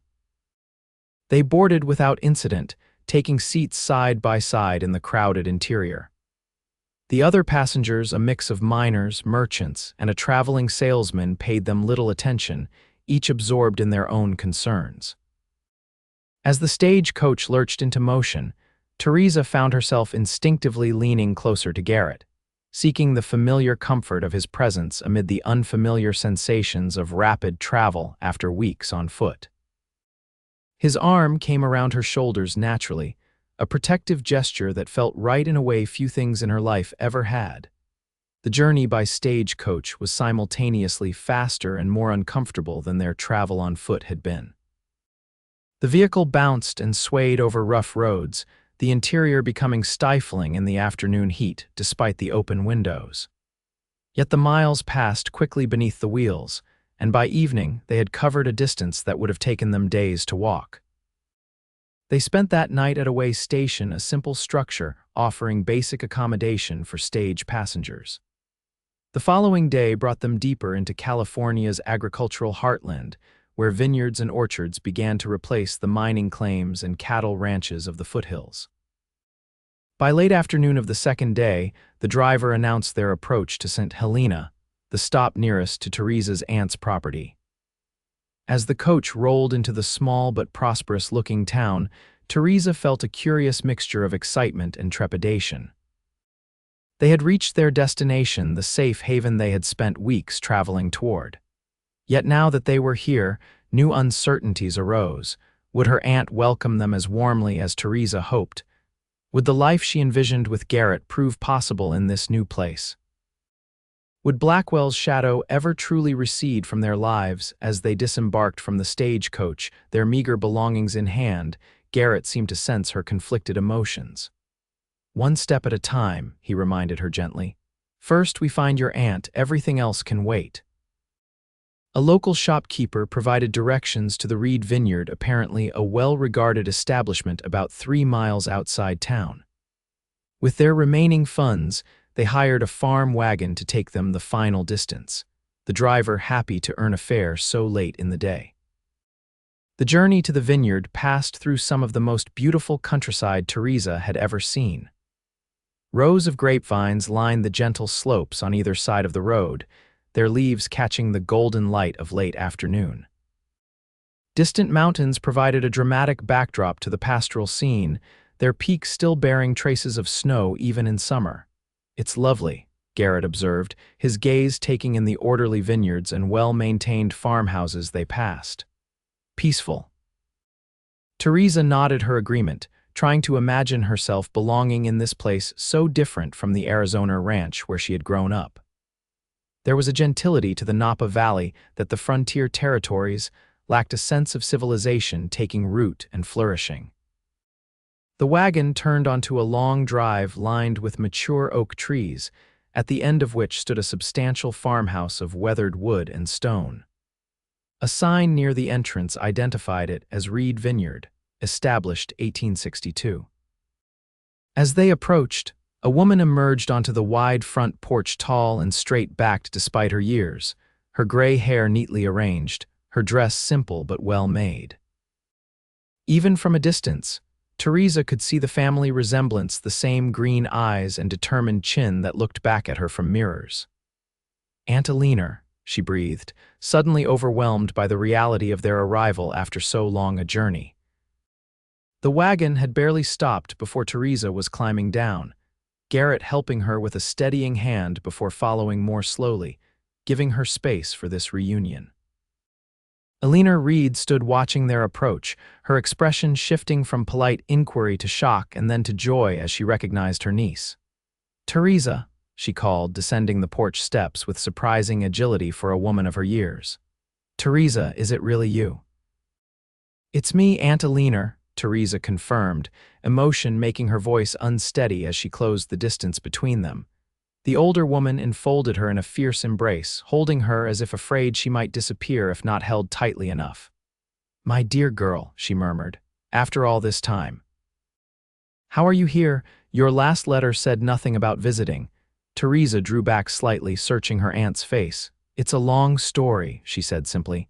"One I'd like to tell you properly, but first—" She turned, gesturing to Garrett, who had remained a respectful distance away. "This is Garrett Quinn. Without him, I wouldn't be here at all."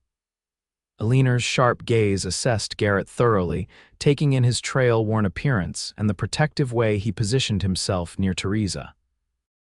"Then it seems I owe you a debt of gratitude, Mr. Quinn," she said, extending her hand in formal greeting. Garrett took it, his manner respectful but direct. "No debt, madam. I only did what any decent man would have done." A smile softened Eleanor's features. "In my experience, Mr. Quinn, truly decent men are rarer than most would like to believe. Please, both of you, come inside. You look exhausted, and I suspect this long story of yours would be better told over hot food and strong coffee." The interior of the farmhouse was as welcoming as its mistress comfortable without being ostentatious, with well-used furniture and walls adorned with paintings of the surrounding landscape. A fireplace dominated one wall of the main room, its mantel holding photographs and small mementos that spoke of a life fully lived. Eleanor insisted they sit while she prepared refreshments, waving away Theresa's offers of help with good-natured firmness. "You've clearly traveled far and hard," she observed. "Rest now. There will be time enough for you to help around the place once you've recovered." The assumption that they would be staying, stated so matter-of-factly, brought tears to Theresa's eyes. This was the welcome she had hoped for, but had feared might not materialize after so many years of separation. When Eleanor returned with a tray bearing coffee, bread, cheese, and fruit, Theresa began their story, starting with her father's gambling debts and the arrangement with Blackwell, continuing through her forced journey in the stagecoach, Garrett's timely intervention, and their long trek to California. She spoke candidly, omitting only the growing feelings between her and Garrett, which seemed too new and precious for immediate sharing. Eleanor listened without interruption, her expression alternating between outrage, concern, and admiration as the tale unfolded. When Theresa finally fell silent, the older woman shook her head slowly. "Your father always was a fool," she said bluntly. "Even before the gambling took hold, I warned your mother about him, but she was determined to see only his better qualities." She sighed, old regrets evident in her voice. "I should have insisted you come to me after she died, should have known he'd make a mess of things without her influence." "You offered," Theresa reminded her gently. "He refused."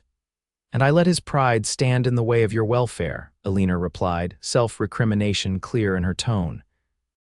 "A mistake I won't repeat. You're welcome here, Theresa, for as long as you wish to stay." The generosity of the offer, coming after weeks of uncertainty about their reception, filled Theresa with profound gratitude. "Thank you," she said simply. "I don't know how to repay such kindness." Eleanor waved away her thanks with characteristic directness. Family needs no repayment. Besides, I'm not getting any younger and this place needs younger hands to keep it thriving. Your help will be more than welcome." Her gaze shifted to Garrett, who had remained largely silent during Theresa's narration of their journey. "And you, Mr. Quinn, what are your plans now that you've delivered my niece safely to her destination?" The question, asked with the same straightforward manner Alina had displayed throughout their conversation, nevertheless carried layers of meaning.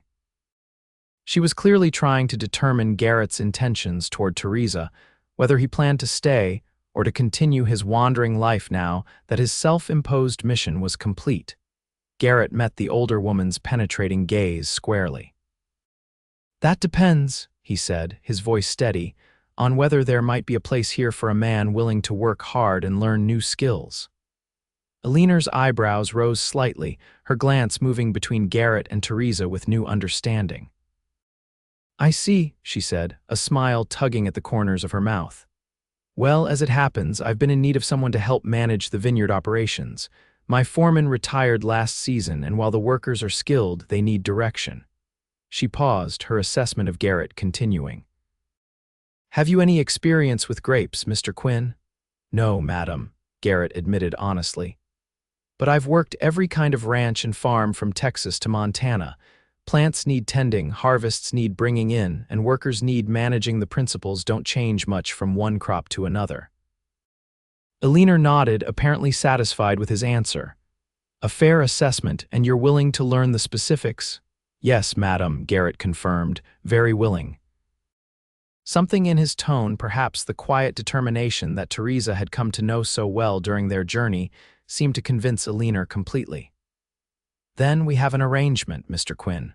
Room, board, and fair wages in exchange for your labor and loyalty. We can discuss the details further tomorrow, after you've both had a proper rest."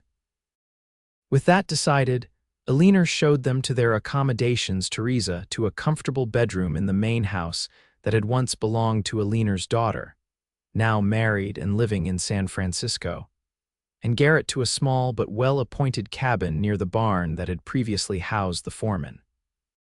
As they parted for the night, Garrett caught Theresa's hand briefly, the touch conveying what words could not in Alina's presence. "Sleep well," he said simply. "You're safe now." The truth of his statement washed over Theresa like a cleansing rain. She was safe not just from Blackwell and her father's poor decisions, but from the uncertainty that had shadowed their journey.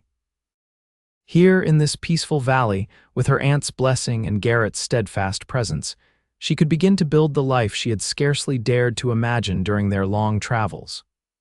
"Good night, Garrett," she replied, reluctant to release his hand but aware of her aunt's observant gaze. "And thank you for everything."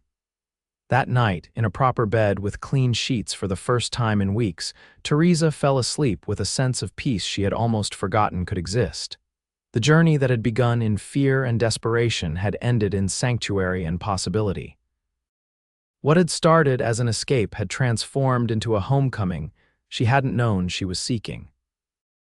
And the man who had first appeared as a rescuer had become something far more significant: a partner, a confidant, perhaps eventually a husband, if their emerging feelings continued to deepen as they had throughout their shared trials. As Theresa drifted towards sleep, her last conscious thought was of Garrett's face when he had spoken of staying, the mixture of hope and certainty in his eyes. The sense that he, too, had found something he hadn't known he was looking for until their paths crossed on that dusty trail in Arizona. The weeks and months that followed confirmed the rightness of their decision to stay at Reed Vineyard. Theresa quickly found her place in the daily rhythms of the estate, her practical ranch upbringing serving her well as she learned the specifics of vineyard management from her aunt. Alina proved to be an exacting but patient teacher, freely sharing the knowledge she had accumulated over decades of successful operation. Garrett, too, adapted with surprising ease to his new role. His natural leadership abilities and willingness to work alongside the laborers rather than merely directing them earned him the respect of the vineyard workers. He approached the cultivation of grapes with the same quiet determination he had shown throughout their journey, absorbing Aliner's lessons about soil conditions, pruning techniques, and the complex process of turning grapes into wine with an attention to detail that impressed even the most experienced workers. Summer gave way to autumn, bringing with it the harvest season. The vineyard hummed with activity from dawn until dusk, with every available hand involved in the careful picking, sorting, and processing of the ripe grapes. Theresa and Garrett worked side by side, their partnership deepening through shared purpose and mutual respect.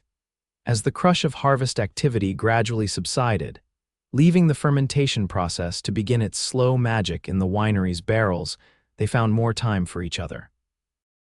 Evening walks through the vineyard became a cherished ritual, a chance to discuss the day's events and share thoughts about the future. It was during one such walk, as the setting sun painted the western sky in shades of amber and rose, that Garrett finally gave full voice to the feelings that had been growing between them since those first desperate days on the trail. "I never expected this," he admitted, gesturing to the peaceful vineyard surrounding them. "When I stopped that stagecoach, I was just doing what seemed right in the moment. I didn't plan on finding a home or someone to share it with." Theresa smiled, understanding completely. "Life rarely follows the paths we expect," she observed. "Sometimes it leads us to places we never knew we were seeking." Garrett nodded, his expression thoughtful as he gazed out over the orderly rows of vines now stripped of their fruit. "I wandered for so long, never staying anywhere long enough to put down roots, always thinking the next place might hold whatever I was looking for." He turned to face her fully, his blue eyes reflecting the golden light of sunset. "Turns out what I was looking for wasn't a place at all. It was a person." The simple declaration, delivered without embellishment but with profound sincerity, touched Theresa deeply. This man, who had risked everything to help a stranger in distress, had found in her something worth ending his years of wandering for. "I think," she said softly, "that sometimes we find exactly what we need at precisely the moment we need it most, even if we don't recognize it at first." Garrett's smile held a warmth that had nothing to do with the lingering heat of the autumn day. "I recognized it," he said, stepping closer. "Maybe not right away, but long before we reached California. I just wasn't sure if you felt the same." "I did," Theresa assured him. "I do." With that simple affirmation, the last barrier between them fell away. Garrett's hands came up to frame her face with exquisite gentleness, his gaze searching hers one final time for confirmation. What he saw there must have satisfied him, for he lowered his head slowly, giving her every opportunity to pull away if she wished. Instead, Theresa rose slightly on her toes to meet him halfway, their first kiss unfolding in the golden light of a California sunset. It was everything she had imagined during those long nights on the trail, tender yet passionate, a perfect expression of the bond that had formed between them through shared danger and quiet moments of connection. When they finally parted, breathless and smiling, the setting sun had painted the sky in deeper hues of purple and crimson.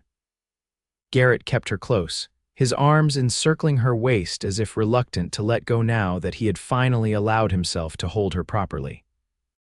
"I love you, Theresa Reed," he said simply, the words carrying the weight of absolute certainty. "Have for a while now, and I love you, Garrett Quinn," she replied, her heart full to overflowing. "Enough to follow you anywhere, though I'm rather glad you've decided to stay in one place for a change."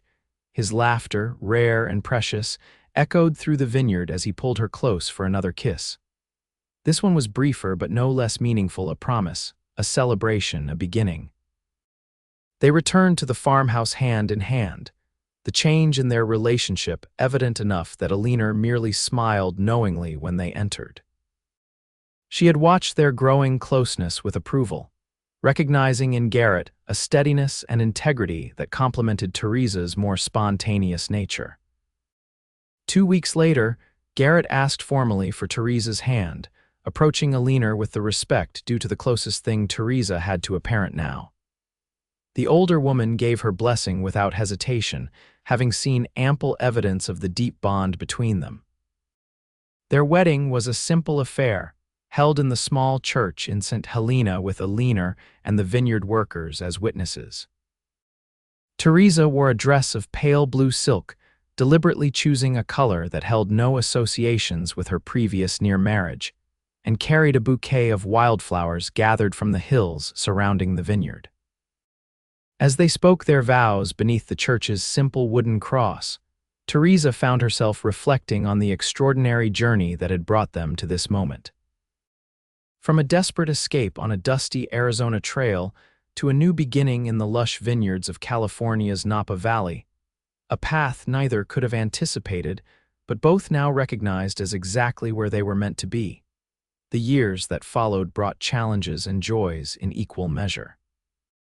The vineyard prospered under their combined care, with Garrett introducing innovations in cultivation techniques, while Theresa, having inherited her aunt's head for business, expanded their market reach to include the growing cities of San Francisco and Sacramento.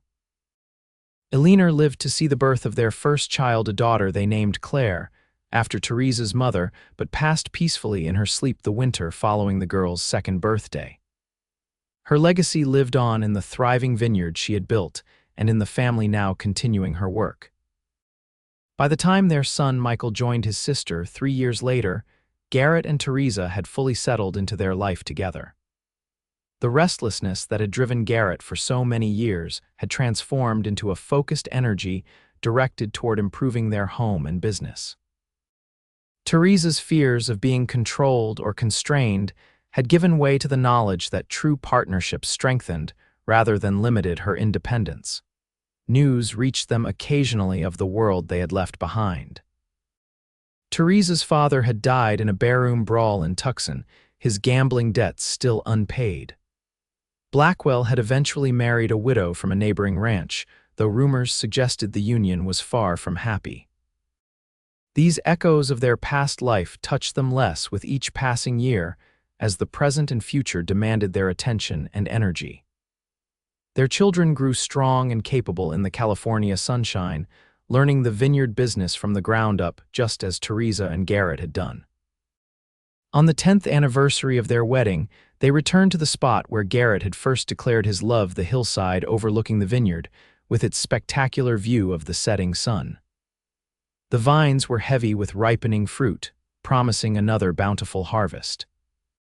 Their children played nearby under the watchful eye of a trusted worker, their laughter carrying on the warm evening breeze.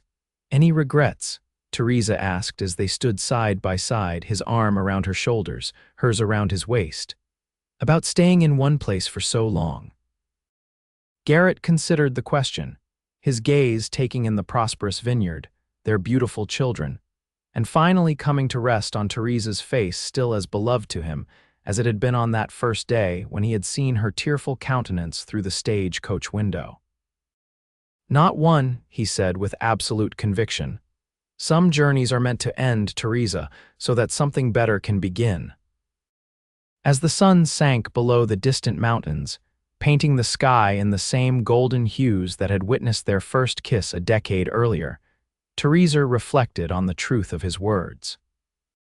Their journey had begun in desperation, and danger a bride forced onto a stagecoach crying, a cowboy who rode beside it and stopped the horses, but had led them to a destination neither could have imagined. Not all who wander are lost, as the saying goes. But sometimes, the greatest freedom comes not from wandering, but from finding the place and the person that makes you want to stay. In Garrett's arms, watching the day end and night begin over the home they had built together, Theresa knew with absolute certainty that they had both found exactly where they belonged.